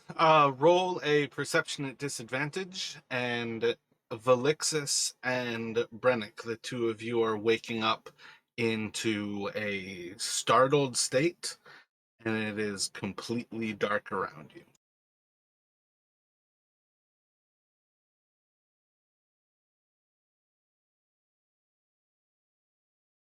I think Brannick would, as he's coming to, and not seeing anything, he'll try and like call out, um, trying to be. Oh well, with the blizzard, he gets kind of still has to probably have to like almost like shout, like and like shout for like Fen Valixis, see if like they're still around near him, since he can't see anything.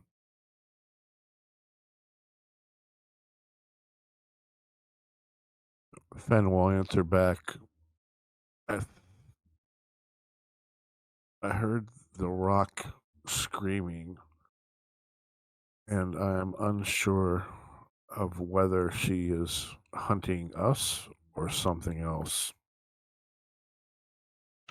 And what is Valixis doing? Do we have Valixis? Are you there, Rashad?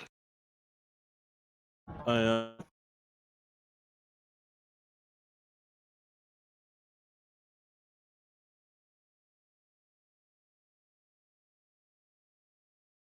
I kind of heard a confirmation, but I didn't get anything from you.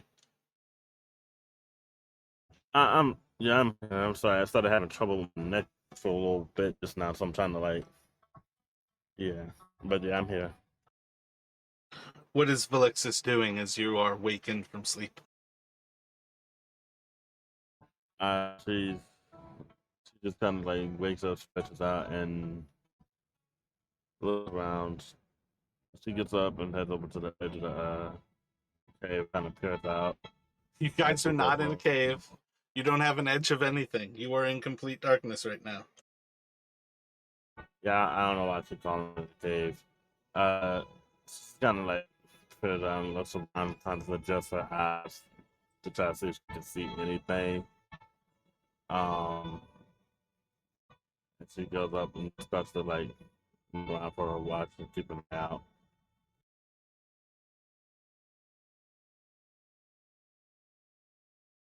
So around that time, Fen is going to call out that he's heard the rock above, or heard the rock out. Um, Gives you a sense of why you are in complete and utter darkness, and at least something to contemplate. What is everybody thinking as you start to recognize that the rock is probably about? And effectively, we're gonna go for Fen, your little like hold and kind of watch to see what's happening. Try to listen for what's happening is just going to get lost in the cacophony of the blizzard about, the call from your friends, and more or less you're not going to pick up anything other than kind of their speech. And Fen, realizing that by yelling, he's giving away his position as much as the light would have anyways. We'll relight the torch.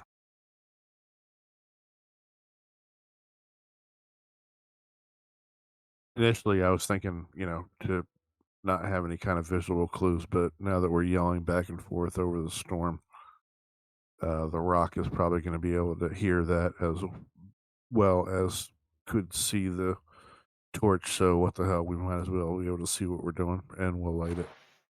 Gotcha. So to light that, you're going to end up having to go back towards the actual wall.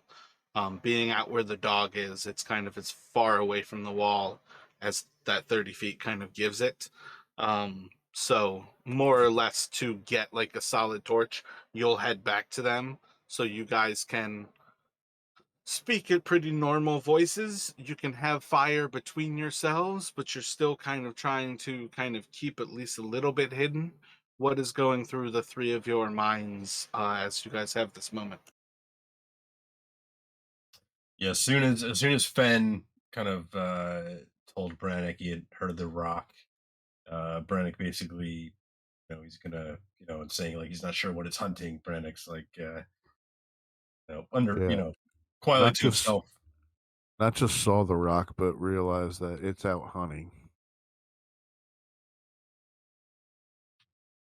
Yeah, well, like once he said he heard it hunting, Brannick would have like he basically said like he would have. That's why he wouldn't have responded. He would, I think, realize like, okay, we don't want to draw any attention. Like further responded, so he would have just kind of like under his breath like, I pray it's not hunting us, but he would have essentially be um just like staying in place, like like almost like holding its breath, just like freezing in place. Did, didn't Juice say that whenever she comes here, the rock normally comes out to try to hunt her?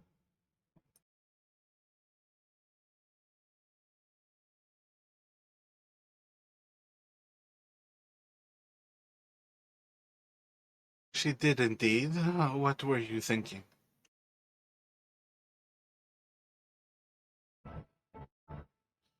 If it was out hunting, maybe it was looking for Anger Juke. Do you think she came too close to the island? We did tell her to check in every now and again for us.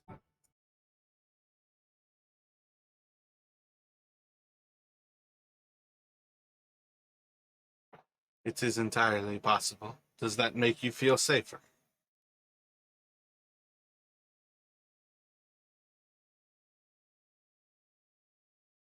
No, it makes me worried for Anger Juke for two reasons. One, her life is in because we had her bring us to this island, and two,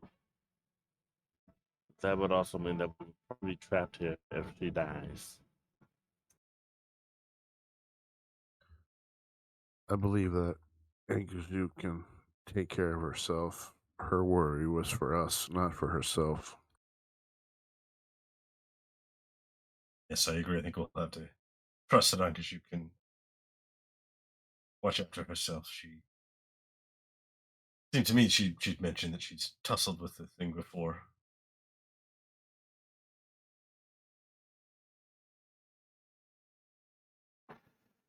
I believe you might find Engajuk and Veline are two of a kind. Oh, my bad. Fuck.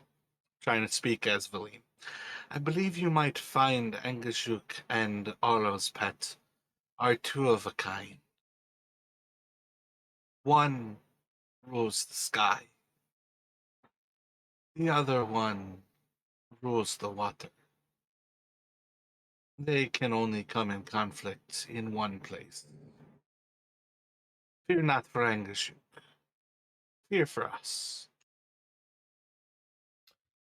Brannick thinks he might as we don't know exactly where it is. He's like try and stay as quiet as possible. Maybe snuff the torch back out and just hope it you know passes us by. If not sure it would make too much sense to try and leave here if we not knowing where it is. We might be more vulnerable out in the open. Everybody kind of resting in that same idea of be quiet and hold to yourselves. Yeah, if we keep the cliff to our back, at least they can't. We'll see them coming unless they're dropping it from above.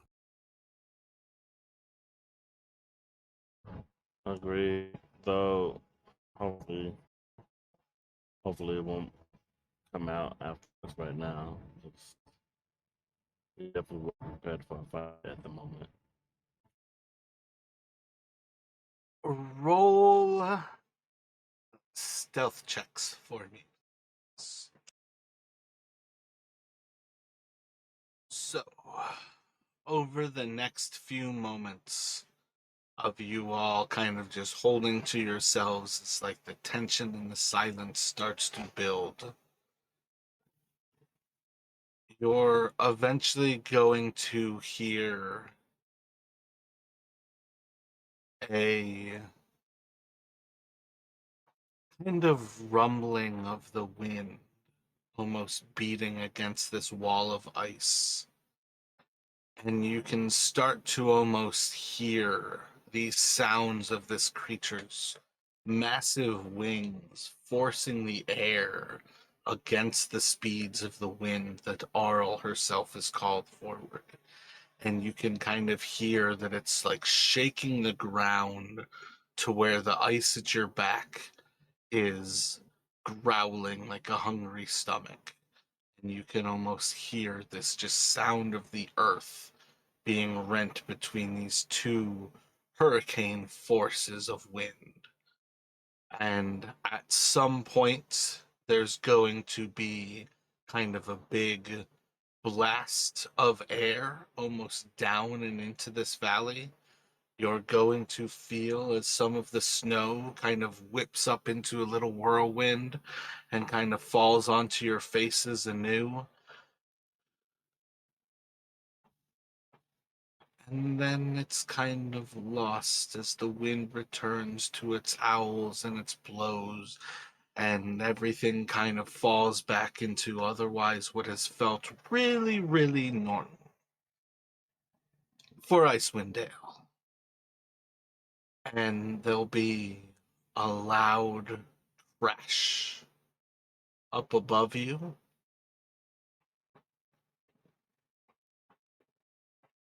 Hundreds of feet, almost blocked by the sounds of the wind. And within a few moments, you're going to start to feel as ice starts to fall from above. Let me have everybody make dexterity saving throws, please. So, Brannick, you are going to take 10 cold damage as ice kind of shatters around you. The other two of you will take 5 cold damage as this ice kind of falls down from above. What are you all thinking as there's kind of this hail of ice from above after this loud kind of slamming sound?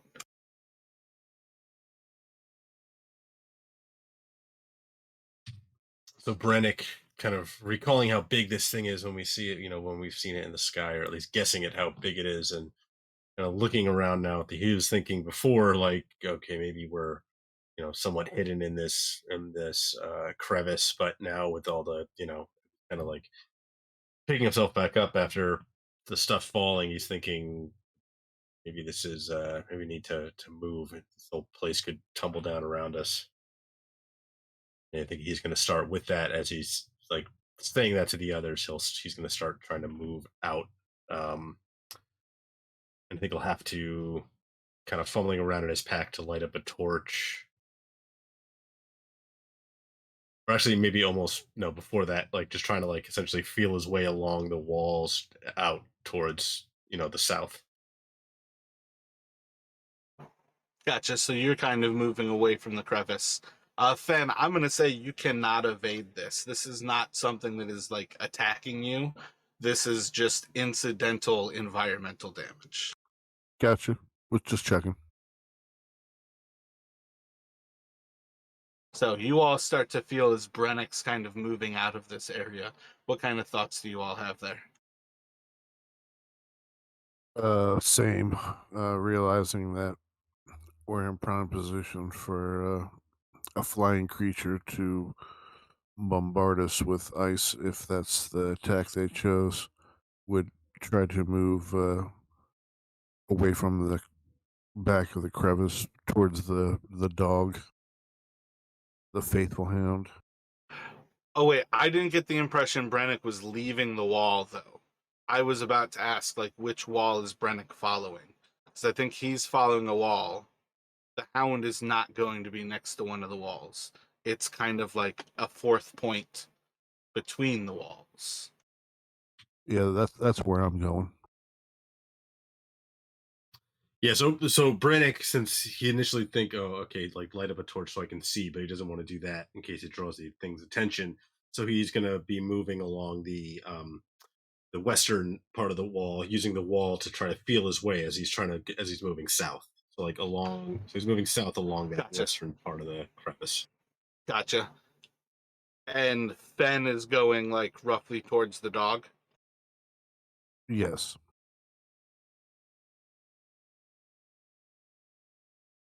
What is Velixis doing as the other two are kind of leaving that like point, kind of the innermost point? Just kind of watching them both go off in two different directions. One towards towards the dog and Brendan along the ones like I shit. don't think you can see Yeah. anything here. Unless somebody has created new light, which I do not think you have. You guys are all in darkness. At present, effectively, Brennick is walking with Wall on his right. Fen is walking away with nothing to kind of like touch him, but he's trying to get away from the walls. Oh, Nope. okay, yeah. If she can't say anything, she and she's kind of hoping that creature doesn't see them or see us, and that it eventually just leaves at the least, or if it whatever it came to do, it just if it's just looking out over the cliff or whatever, that it will leave soon. It doesn't spot them. She's kind of like just back up against the wall. She's hoping that we don't get caught out here where we're at because she's definitely freaking out right now. They're here in the land and after getting out of hell, she's she doesn't feel like it's safe right now, but she's too scared to move right now.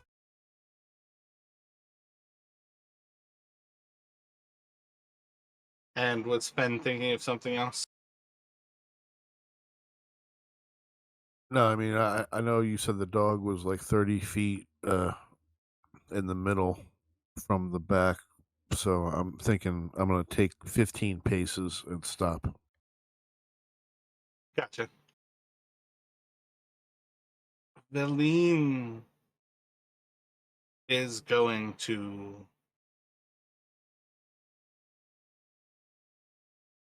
kind of lean in towards Velixis. And you'll start to see like the littlest bits of her face as she is essentially directly in front of you, chin almost into the snow, kind of leaning into her front hand, like into her hands, and her face is down low to the ground. I still think it would be almost 2 or 3 times the height of your entire body. And you're just going to feel this like warm air as he's just going to say, "We need to flee." And then you're going to see darkness again. Um, in that same time, you're going to start to feel pitter patters of something falling and hitting your body. No longer is it hurting like the ice that was falling right beforehand, but there's almost like a slow drip to it. What is your initial thought as you start to hear and feel some sort of dripping liquid falling and hitting your I think the snowsuits are called amaraks, but regardless, you're kind of cold weather gear. What's Felixis doing?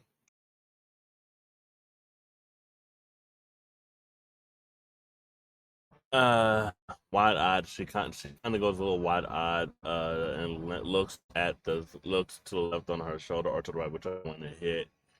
And she doesn't look. She just kind of looks forward and presses up against the wall and starts to just slide on the wall.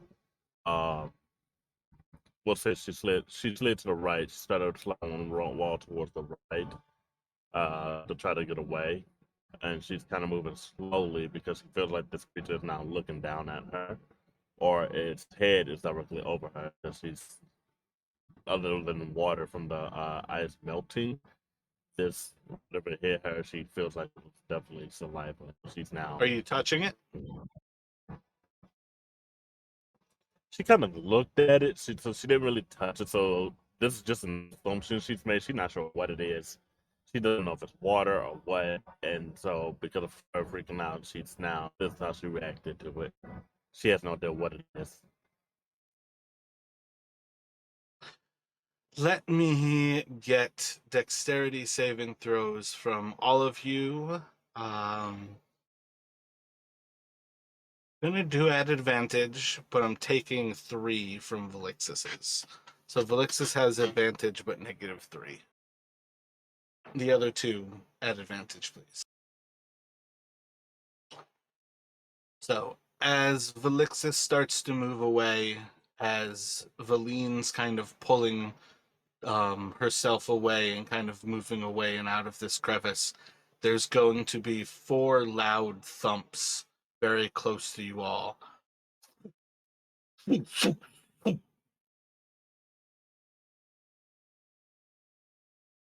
Kind of silence from above. You still have the wind about you. It's hard to sense what's happening. You're still in darkness. You've now all separated yourselves from each other. I didn't actually decide where Valine actually went. So Valine is kind of closer now towards like Brennick, almost like with this massive hand, kind of like around your shoulder. She's kind of like pulling you further towards that western wall. But as you all kind of hear these thuds around you, darkness, you're in like the silence of this loud noise. What's everyone doing here?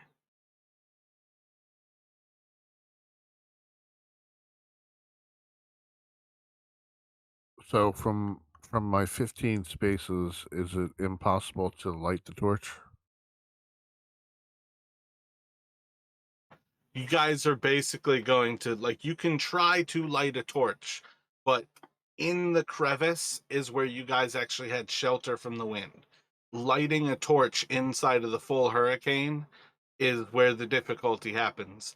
And this crevice, like where that dog is cast, is effectively where there is plenty of whirling winds from the winds coming off the mountain above you and having this low pressure area where this cliff is. That's why I was saying, like, up next to the walls, it gets easier. In the actual crevice where the 2 walls come together, you guys can light it without a problem. Next to the dog, though, you are effectively inside of the blizzard, and it's going to be a task. Is that what you're trying to do? No, I just wanted to reaffirm that it was going to be pretty impossible to light the torch. Yeah, I would say in these blizzard conditions, you guys have always had the knowledge that you have to shelter the torch to get it lit, nurse it into life, and you might be able to keep it lit inside of the blizzards. I think. Oh, sorry. Go ahead, Don. No, go ahead. I think Brannick is going to kind of continue along the wall the way he's going, but he might try and, if he can, um, he wants to try and like maybe get a little signal to the others. So he's going to try to kind of hunkering against the wall, kind of try to get the torch lit, like briefly, almost like a like a little like signal flare, trying to like kind of kind of huddle around it so it's not letting off too much light, just like off towards, you know, the Gotcha. other. Valine walked in your direction with one spark, even if that doesn't work. She'll quickly realize, and her hand that's kind of cupped around your shoulders will kind of cup around you lighting this torch. So if you're trying to light the torch to signal them, what are you trying to signal them with? Like, what are you trying to do? Just trying to let them know where I am, like where we are, like so they can, like in the pitch blackness, thinking like, oh, there's a light. Maybe it's, he's not going to call out anything, but he just wants essentially almost like again like a little kind of little flare, but he wants to keep it from going off up. Gotcha. So the other two of you are going to see as there's a spark. Uh, Probably tempting Velixis's ability to see, but you're in utter darkness, so I think you'll see probably about 30 or 40 feet away on the other side against the other cliff face, Brennick, and you kind of see like the sheltered form of Valine a little bit kind of southwest of him, and in between you, Velixis, you would see Fen. Fen, you would see where the two are along that western wall. Um, what's everyone? What are the other two doing as you start to see this kind of sparking light? So when Fen sees the light and not knowing exactly where Velixis is, will just yell out, "Stick together!" and then try to move off into the distance of Brannick and Valine. And Velixis? Oh well, let's it starts moving out of closer to them as well. Try to move out closer to them as well. What she saw, um, so that she can go and try to meet back up with them rather than being back here against the wall by herself alone. She figured it'd be best to grab quickly to catch up with Brennan and Finn as quickly as possible. So are you running across the way, trying to catch up with Fen and get to Brennick as soon as possible? Yes. Gotcha. So Brennick, as you spark this, let me get a perception check from you. You guys are going to hear 3 more loud thuds. Brennick, you're going to see these dark masses kind of falling, and they seem to be kind of like falling into this actual crevice of this like cliff face where you all have climbed. By the time the others get to you, are you keeping the torch lit? Are you trying to, as soon as you see them coming towards you, snuff it back out? Yeah, I think yeah, once he like if he spots like, the shapes of them starting to move towards him, suggesting that they've seen it, he will snuff the light back out. But he doesn't want to move again until they've reached him. Gotcha. So as you all kind of gather together, basically the others kind of arriving sort of on the left side of Valine, still held up against the wall, with Brennick kind of sheltered beneath her arm in her hand. What are Felixis and Fen up to as they rejoin?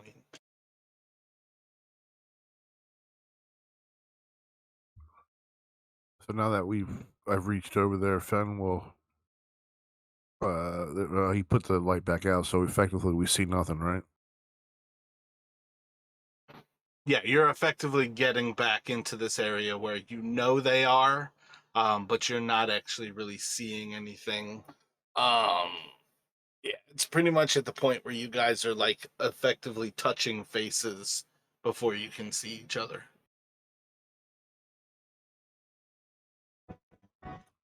So I'm gonna pull out section of rope, tie one end to my wrist, give it like 10 feet, and then pass it to Brannick, tie it off. Let's get everybody tied up and let's get the hell out of here. You said tied to your wrist? Yeah.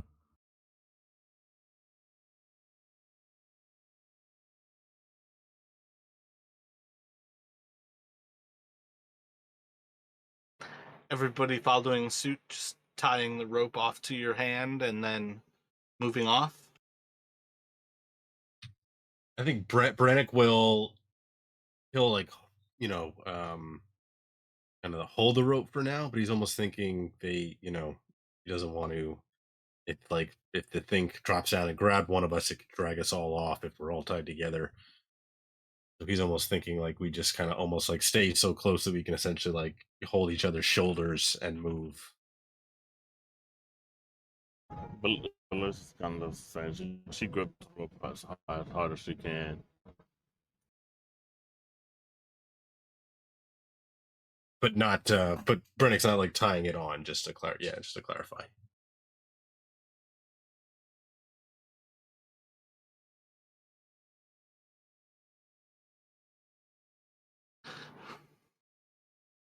Alrighty. As you all start to move away, let me get a stealth check from you. Brannick does have that sense of self-preservation. As you all are tying this line around you, what is the marching order? Like, what is the order that you're tying it to? And I think Brennick is the one who's like not tying. I think it would be the same as we did it before, which was me, Brannick, Felixus, and then Valine bringing up the rear. Gotcha. So as you all are kind of getting this all set here, and you're kind of finishing the last bits of knots, there's going to be another kind of loud screech from above you. It'll be enough to kind of recognize this is the same scream that kind of brought you out of your dreams for those of you who were sleeping. And Fen will definitely recognize this as kind of the same scream of this creature sometime earlier. There's going to be the sound of kind of cracking ice from above. And once more, let's do another dexterity saving throw, please.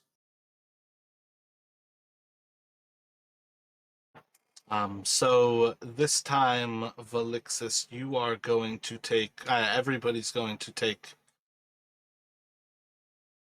oh, Valixis would have taken less last time. Valixis took 5 last time.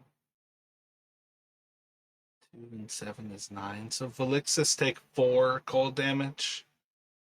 Ben takes 7 cold damage, and Brennick takes 7 more cold damage. As ice is going to rain down on you all again.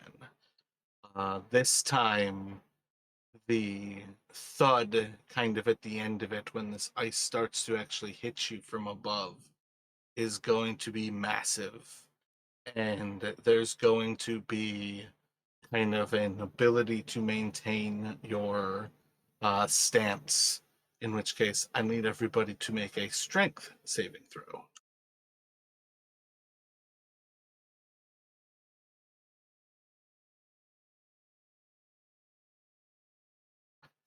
So Brennick almost kind of like falling down to the ground here. You all kind of you hear this scream from above, feel the ice kind of cutting through your winter clothing again, and hear this massive crash that like drops Brennick down to the ground and onto his butt. What is everybody thinking?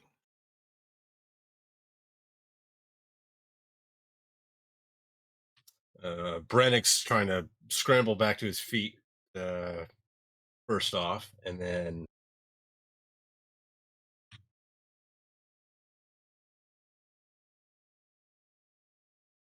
yeah, then I think he's going to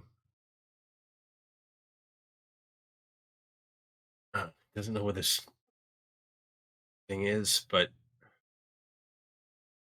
almost I feel like he almost wants to like just like blindly throw off a firebolt into the air above his head to the sky.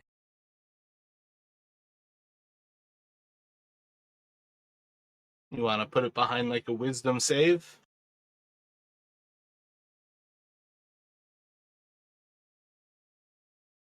Well, he's not sure if the thing is actually knows they're there or just or if it's just like incidental to it beating around up there. So um, he won't do it right away, but he's gonna try and try to get like Valixis and Fenn's attention, be like, turn it tight, try to drive it off.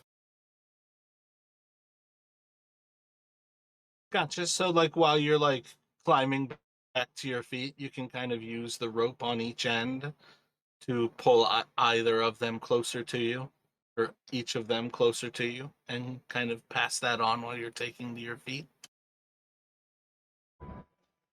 So, while this is going on, Bliss is kind of turns ahead, looks up to see if she can spot it or spot anything. You can do a perception check. You guys are still in the dark. You have no light to be spotting anything at present.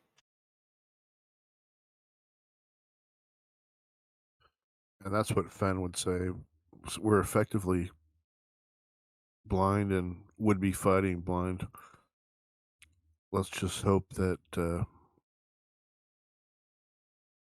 if she sees us, we're probably dead anyway. So let's hope she don't. Keep moving.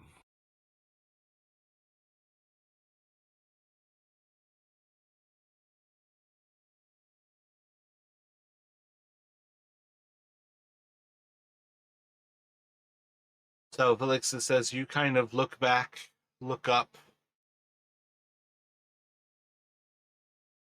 You don't hear the sound of the dripping anymore. You don't hear much more of the ice kind of scattering to the ground. It's back to the weird kind of cacophony of the wind and the snow blowing around you. Doesn't seem to be anything here for your senses to pick up at present.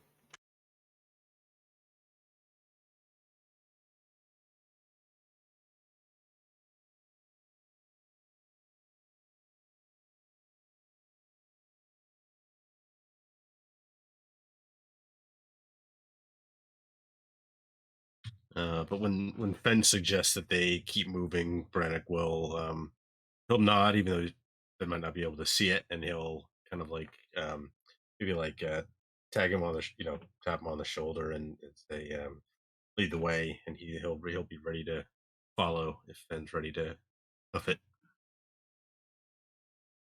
And since we can't say anything, I'm just going to try to keep the cliff face to my right and keep moving.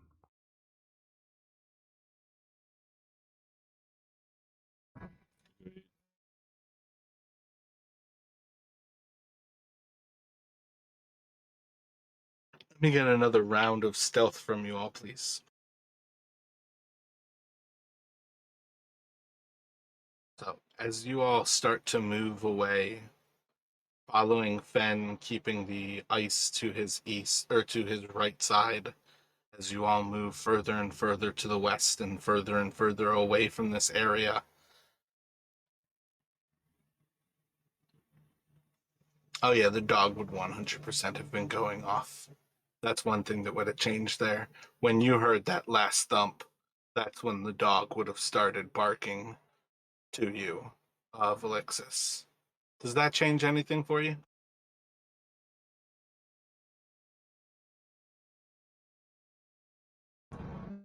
Yes.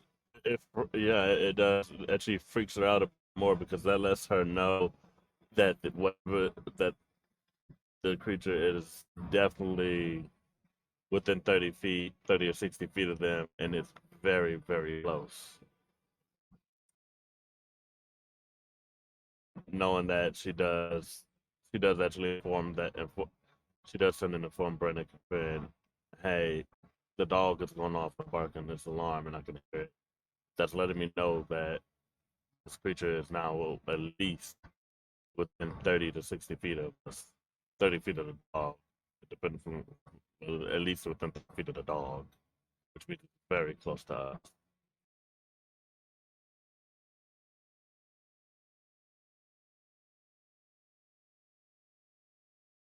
Doesn't change the fact that we can't see. So have the faithful hound bring up the rear and let's keep moving. The hound can't move. Are you going to leave it there, Alexis?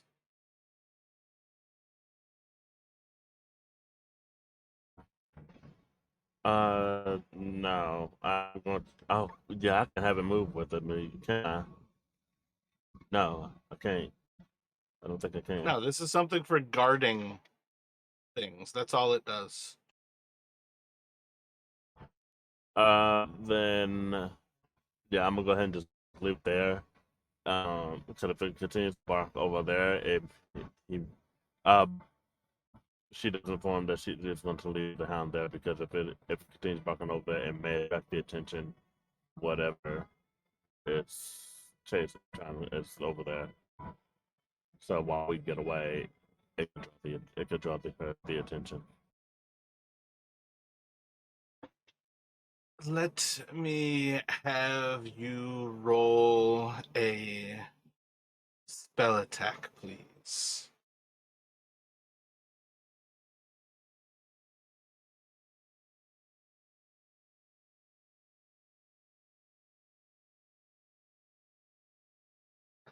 So as you hear this thud, and as the barking commences, you all start to move a little bit further away.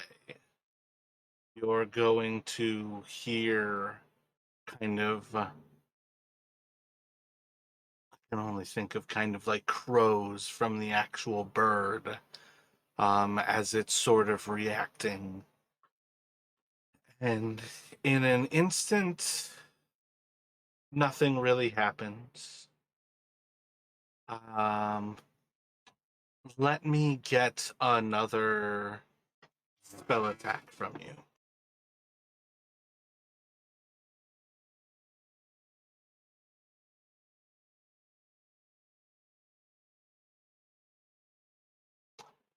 The dog's still barking. It's going to be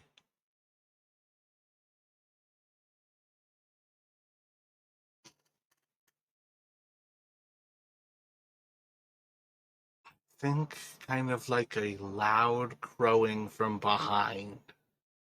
You're going to hear a little bit of silence as the dog quiets down and the blizzard returns. And then there's going to be another kind of like loud rumbling from above. What are you all doing as you kind of hear this like avalanche kind of happening into that camp where you just were?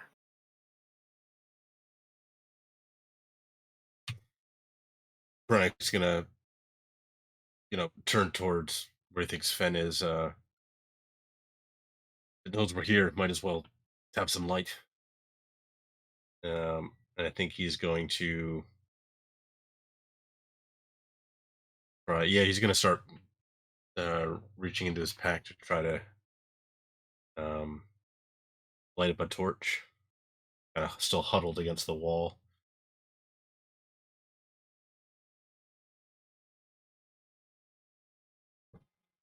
Yeah. But it may know we here, but it probably thinks we're still back in that crevice that we just left from. Due to the hound barking.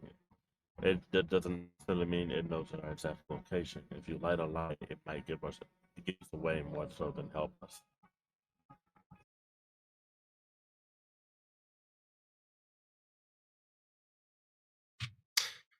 So Brannick will kind of stop at that and let's keep moving then. Um, so he'll kind of like keep it out in his hand but unlit.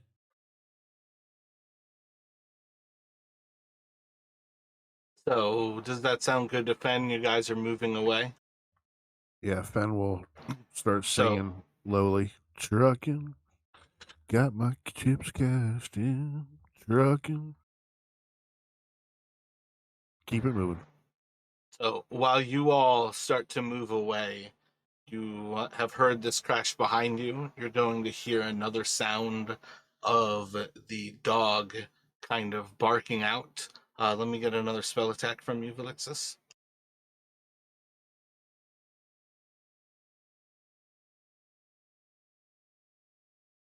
And roll 4d8, please.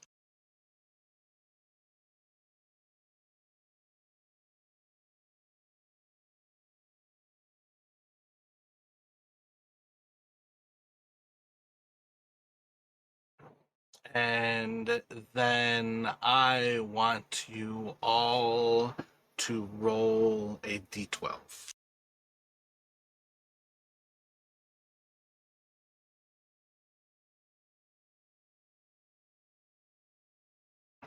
So you are going to hear another kind of like thump to the ground. The dog starts barking again. You're going to hear kind of the like sharp cawing of this bird creature. And there's just going to be a moment where there's a little bit of like silence to the wind before there's going to be something that slams down between, I think Velixis is between Brannick and Valine. Yep, because I think it's Fenn's in the lead, then Brannick, then Felixis, then Feline. Yeah. Yeah, so there's going to be this massive thud right between Brannick and Velixis as something kind of slams into the rocks between the two of you, and it is going to pin the rope to the ground. I think Brennick is only holding on, so it's going to pull taut behind Fen, as Fen's like not able to walk any further. Velixis is going to see this big like lump of you don't even see it. You're going to kind of feel this like big lump of flesh in front of you, and Valine is going to kind of come up behind you with kind of that same sensation, almost kind of like tapping into you with kind of a sense of, why have you stopped moving? Has it caused the ice to fall off? And she'll kind of reach aside to like reach towards this thing that's on the rope. Nah, it's something. Actually, stopped us. It's pinning the rope here, and she just kind of like she lets go of the rope that she was holding onto. And she starts to like and the like gently touch the thing so she can try to work around it to try to move around whatever it is that pinned against the rope to see if she can get over to. Roll a perception check.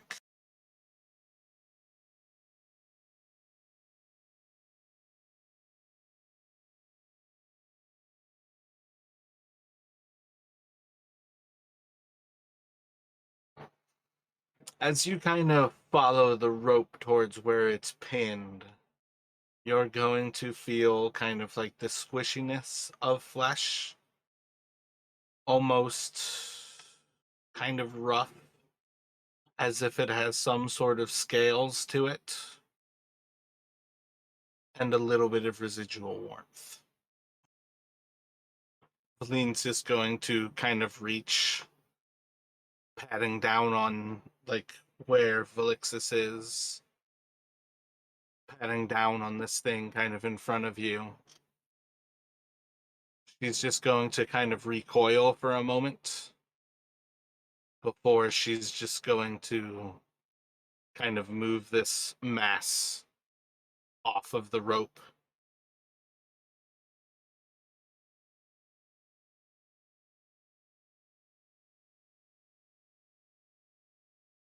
And she's going to kind of like push it off like an arm's distance away from the wall of this ice. Need everybody to make stealth checks at disadvantage, please.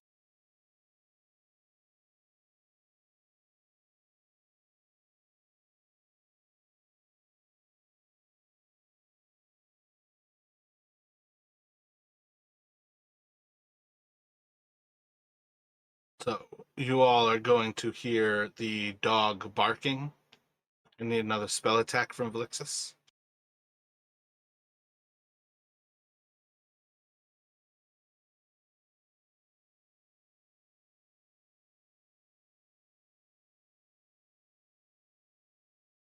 And 4d8. The dog is going to go silent, and you are going to hear as there is a loud thud into the ice where Valine has just pushed this thing's corpse. And then in kind of an instant, there's going to be a big whoosh of wind that almost slams you all back into the ice. And what are you all thinking?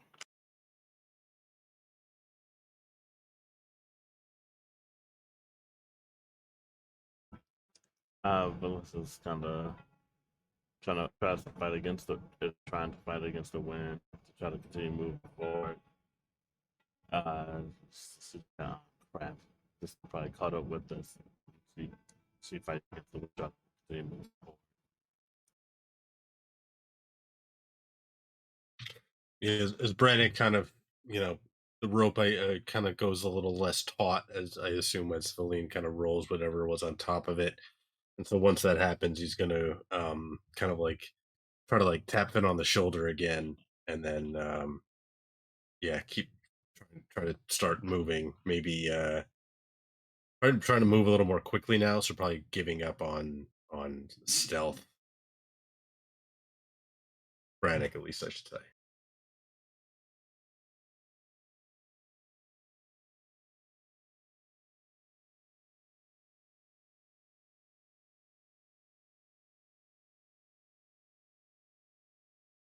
I think Fen, seeing that Brannick probably has the right idea, will untie the rope but hold it and keep moving.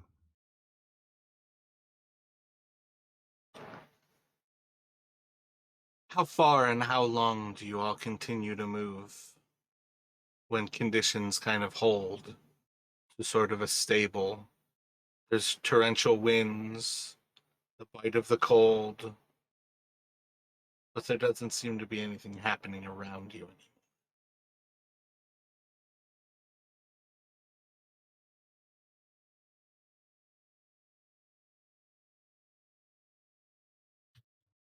I think like Brannick would probably want to go. I mean, difficult to tell the distance in the darkness, but like as essentially like keep like feeling his way along the walls still for until um probably like if it looks like that, there's that little kind of like in cleft there, and then at that point I think he'd start moving more just like out more into the open, probably just hoping to go like I don't know, like almost like 50 feet away from the edge as best as he can judge.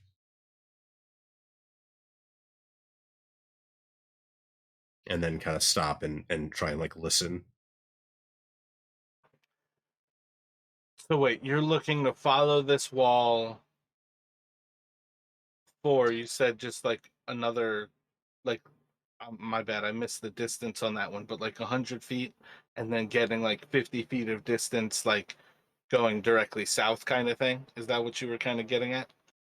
Yeah, so kind of like where that like it looks like it seems like it kind of turns a little bit or it kind of comes back around where I put that little dot on the map. Yeah.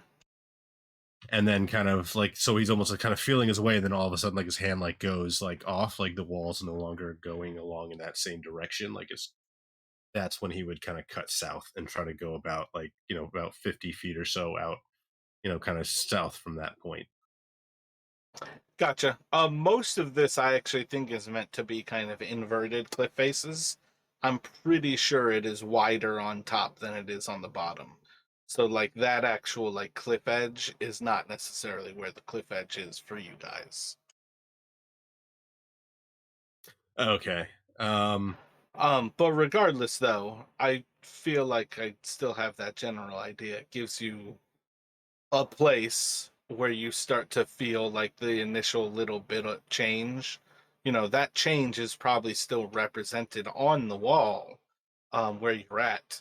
I just think it's like vastly smoother um, than it is like up above, if that kind of makes sense. I'm not sure if you guys picked up on this, but this place is snowflake shaped because it's made of ice.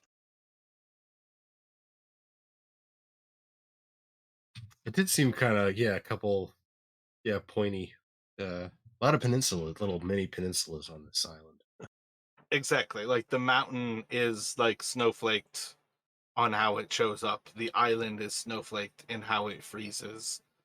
All of this is basically evidence of kind of like an abnormal sort of construction to it. And I feel like those are, oh, I can't think the name of it. When you get to like a peak of a mountain in the prevailing wind's direction, there's like these big like pillow tops of snow, and it feels safe. Feels like the edge, but if you actually like walk off, these are a great place to kind of fall to your death because it is effectively snow clinging to other snow in like a inverted wall. So part of what was happening was that creature landed above you guys and it started feeding. You guys were simply below it.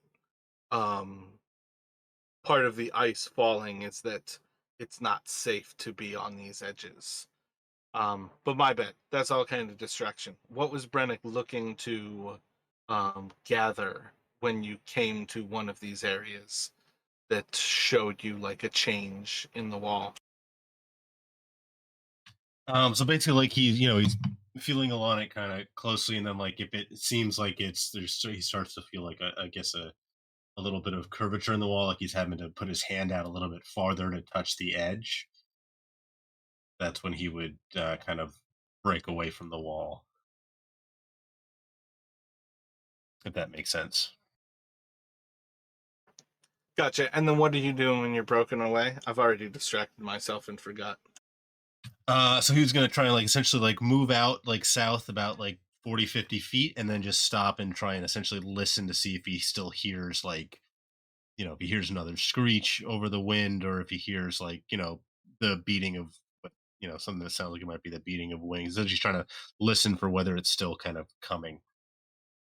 Gotcha. You can go for a perception check there.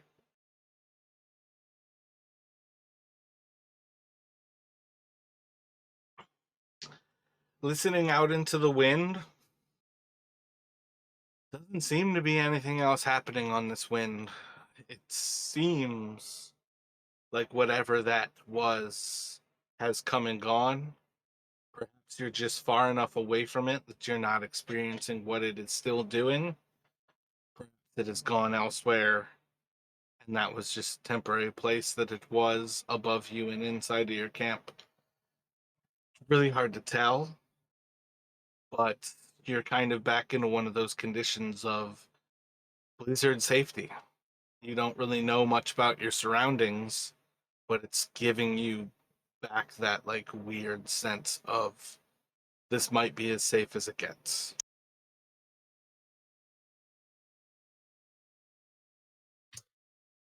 Yeah, so I think Brannick he'd want to wait another maybe like 30 seconds or a minute.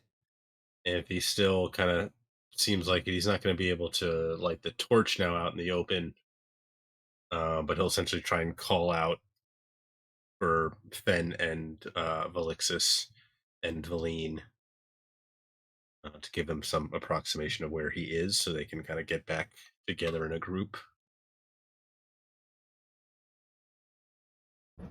Well, listen, hearing when it call starts heading towards the direction she heard him call from. Um, hoping to spot him soon, so she does take off in that direction.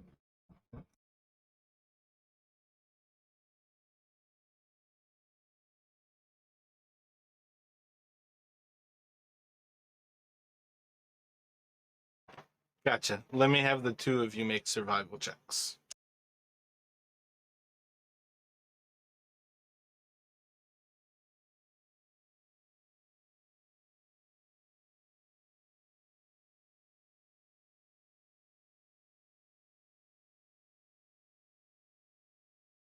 So you head off in the direction where you think you heard Brennick's voice, and you're going to find nothing.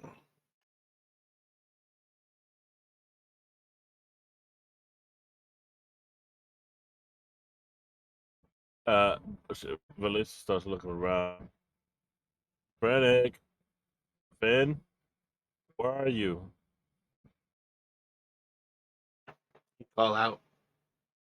You don't hear anyone respond.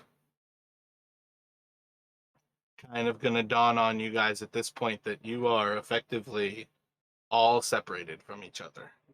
As far as I know, Fen and Valine are the only two people who are still on the rope.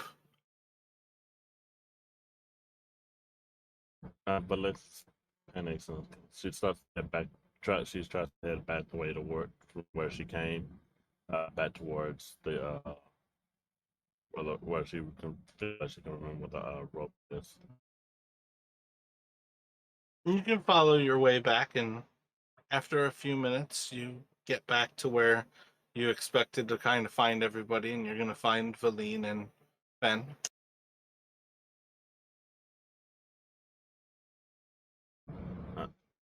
I heard Brandon call out, but I don't. When I went over there, I didn't see him.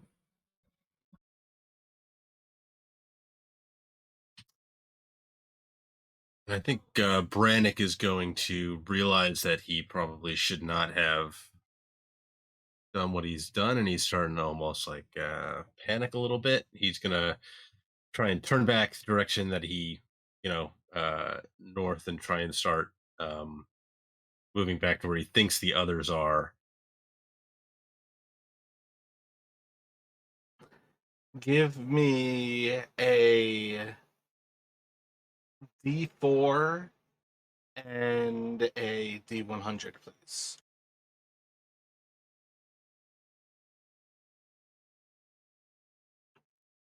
So you're going to start to follow back to where you expect to find them. After a little bit of kind of pushing into this direction, you're going to start to feel the wind as it's kind of blowing in the circles that you already have kind of known to happen in this little crevice area, giving you the idea that you are probably east of your friends. And I think you're probably going to bump into one of the actual bodies, one of the things that seems to have been dropped into your camp. When you kind of recognize that you've made it back to your camp, are you going to investigate this thing, or are you just kind of moving away with kind of this eerie feeling of you're back inside of the fire? I think he knows that he shouldn't, but his curiosity overcomes him. He wants to know what this thing is.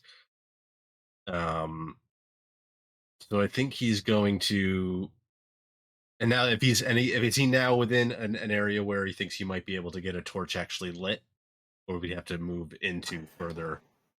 Same idea. If you guys are next to the wall, you can manage it. It's being out in the open that I have an issue with just saying torches can be lit. Okay, yeah. So he will try and kind of using like the wall for a bit of like kind of huddling against the wall, trying to block some of the wind with his body, try to light up a torch and see if he can get a glimpse of what at least one of these things is. What was being dropped on him? Roll a d20 for me, please.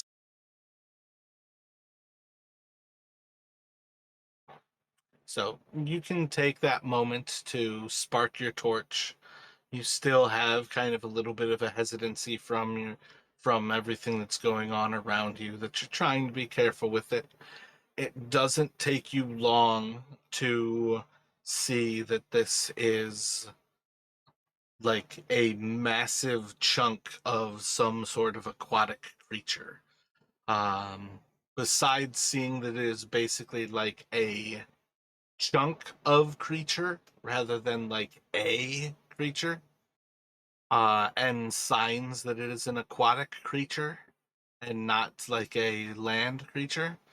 Do you stick around to learn more, or are you kind of settling for just like an initial experience of what is before you?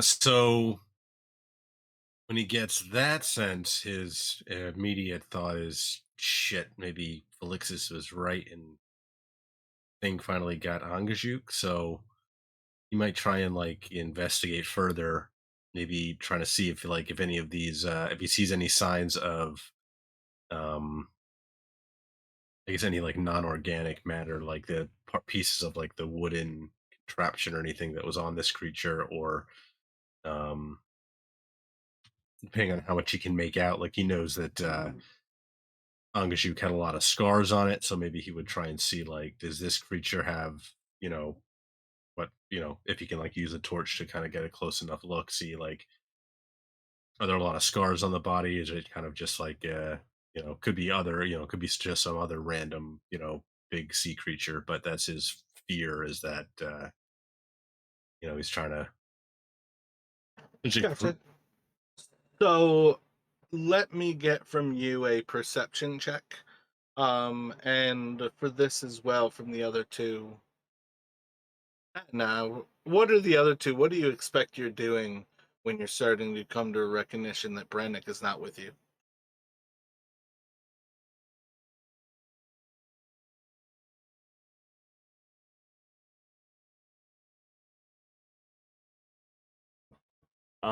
But Liz is kind of worried because she does know the direction that he headed in, but when she went over there, she didn't see him, so she's trying. So now I'm just trying to Finn. I think we should go see if we can catch up with Panic, see if we can find him from where he was at.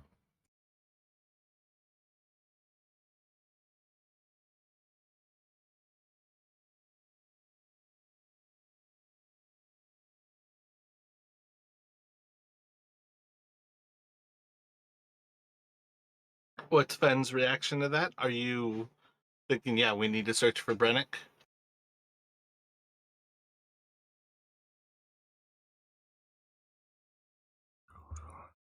Yeah, well, it's six of one, half dozen of the other. I mean, I don't know what the standard operating procedure is, but usually I think they try to stay in one place while they look for you. So I think initially, let's just stay put for a little while and see if he catches up to us. He knows where we last were. Based on the geography, unless he got turned around and went due south, he's eventually going to wind up either at the opposite side of the camp or somewhere on our side, in which case, with his intelligence, I think he'll be able to find his way back to where we are. So let's just hang tight. Brennick, looking over the creature, you're going to see signs that it is scarred. It is whale flesh. Not really big enough to have like any of the actual decking or anything like attached to it, but it's the type of thing where it could be like an entire flank. Um, Maybe about three or so masses of your body kind of make up this small car-sized like chunk of flesh on the ground. It could be Angajuk.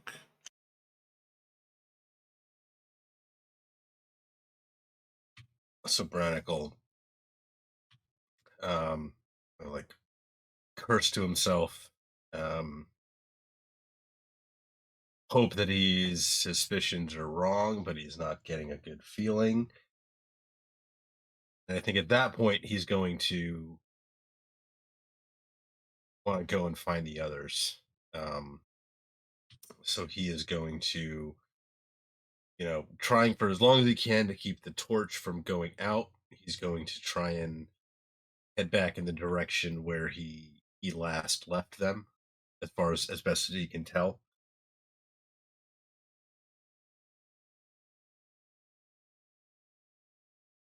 And I think at this point he'll be calling out for them as well.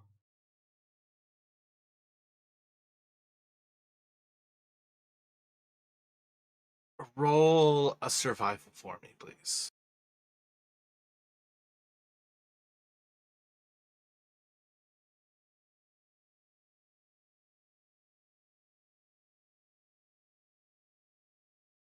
So you can progress forward slowly as you find yourself kind of torn between backtracking your steps and keeping that wall in view. You sort of find yourself kind of in between the two of you're trying to keep the light of the torch casting across of the wall, maybe giving yourself a little bit of distance, and after some time here you are going to kind of arrive back to where you see probably first the form of Valine kind of huddled over the others, and then shortly after the other two kind of in line of the same kind of crevice area. Um, you all have a little bit of shelter here. You are not terribly far from the actual area where you tried to set camp. Everybody at this point is pushing into exhaustion. What is everybody thinking at present?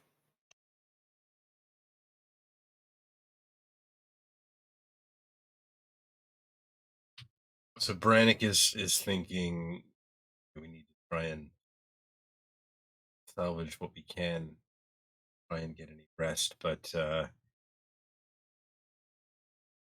no. Thinking the thing probably won't be coming back. Maybe it's probably been sated. He plans to tell the others, but he's thinking, tells them now we're not going to be able to get any rest, so maybe he'll tell them after they, in the morning. Um, and he'll suggest, maybe we just, he's exhausted. Try and like burrow into the snow and, stop here, camp here. Yeah.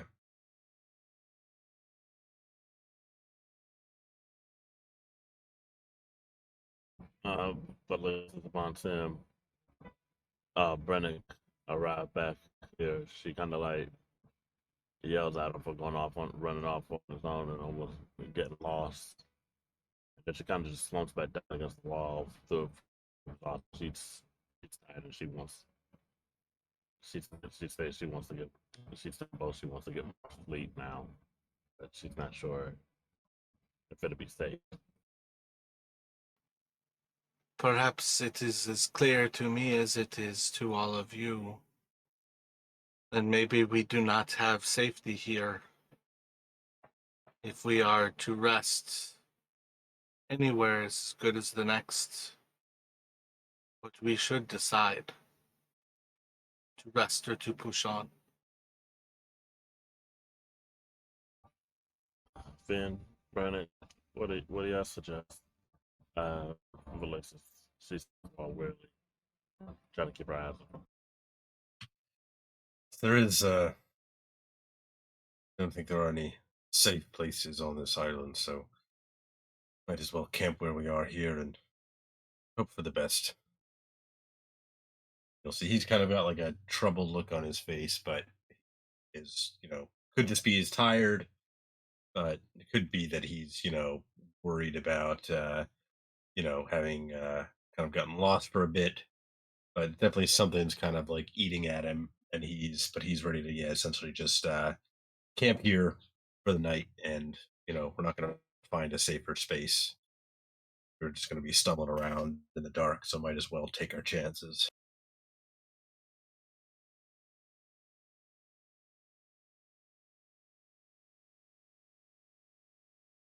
Ben will agree. Agreed. We're on an island that's inhabited by a deity. We're gonna find many places safe, so we might as well try to get some sleep, finish, get some can. As stated, my brother can definitely put it best.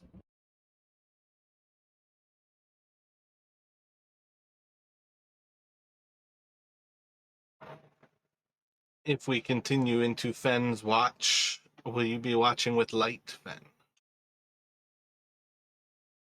Yes. If you would be so kind, roll a perception check for me. As the others settle and you kind of return to a bit of an oversight position, your intention is to walk around the others. To keep the torch, I think you'll find that you have to stay pretty close to the wall in this area. So if you'd like to walk around them, you could do so with the torch basically stuck into the snow near them, and you could stay inside of the light. You could push yourself towards the outside of the light, but you kind of have like a limited amount of space to move the light, little more than effectively where everybody's taking shelter. What sort of thoughts does Fen have about how you're keeping watch? So Fen will put the torch near the wall and where they're sleeping so it will remain burning. And then I'm going to patrol just outside the light and attempt to hide while I'm doing my little patrol.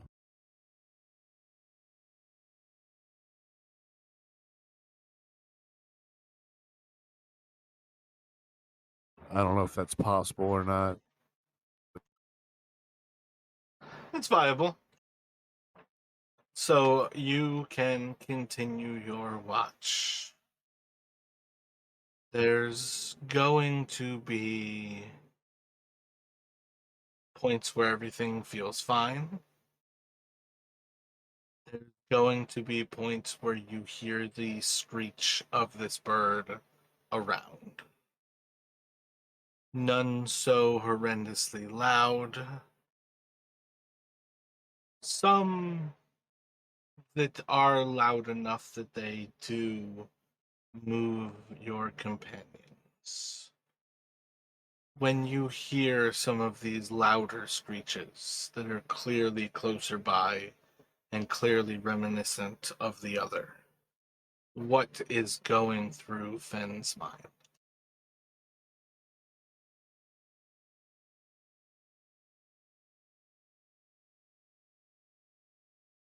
I think at this point, he's hoping that lightning doesn't strike the same place twice.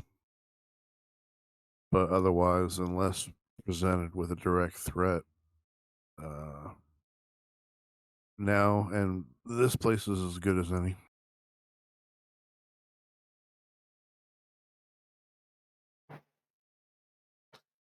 So you continue and kind of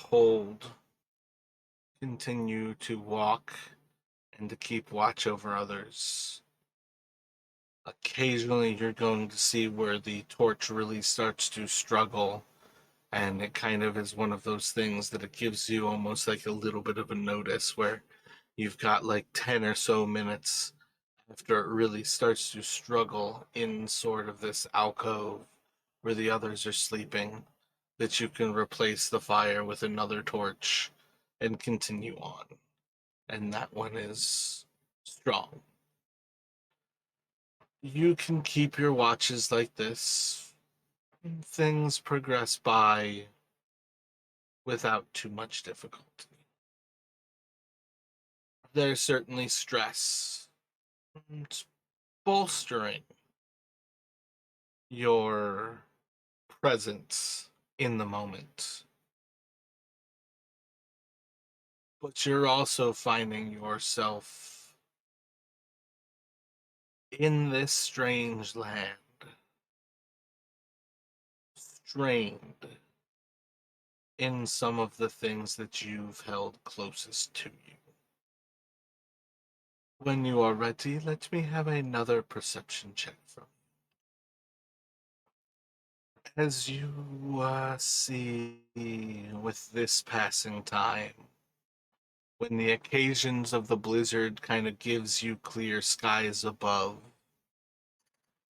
and you do see signs of this little shard of the moon that still exists. You're also going to see that with this slow moving time, there's still viable reasons to be on edge. You've caught in at least one of these little openings where you see the moon the signs of a creature on top of the actual cliffs above you. Far away, but also large.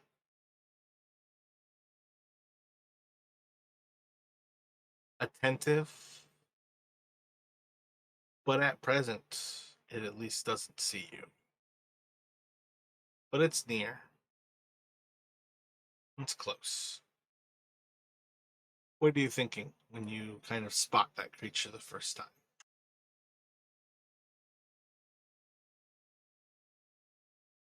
Yeah, so Fen will look up and seeing the creature and realizing, trying to do the math in his head now that he's seen it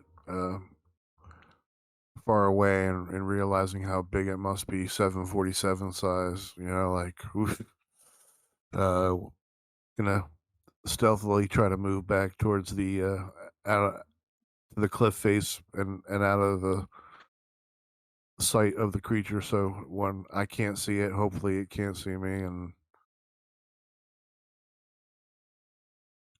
otherwise just try to keep as quiet and unobservable as possible.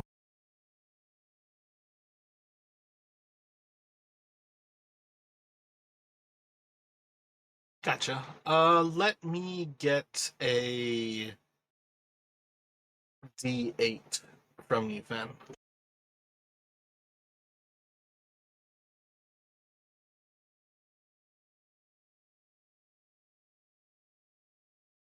And let me get a perception check from you. As you kind of keep this mutual watch, recognizing this massive predator above you,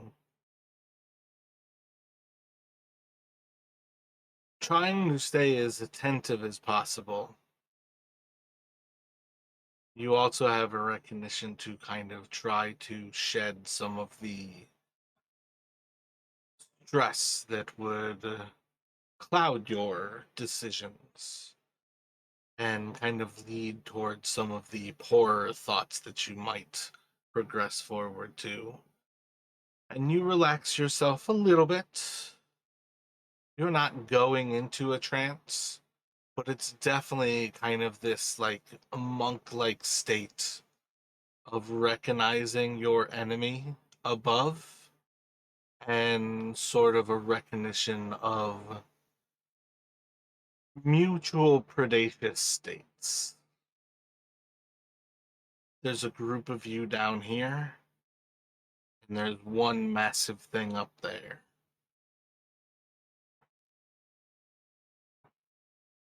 And at present, everything seems to be kind of holding off, as if this creature has not yet recognized anything.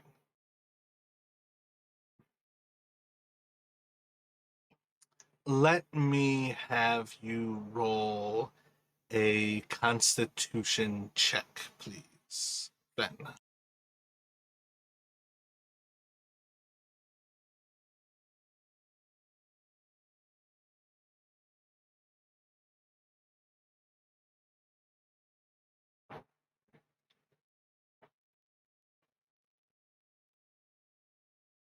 So at some point here, there is going to be a moment of calm where it almost feels like the winds have subsided and the snow is giving way. And it feels that little bit of comfort as when Auril left that last evening. It seems so far away. And with that, there is going to be kind of a soft scraping. And everybody is going to kind of come to a loud screech as there is a massive creature descending into your camp with its wings unfurled. And the rock is once again flying down to meet you all. And I think we're going to stop right there.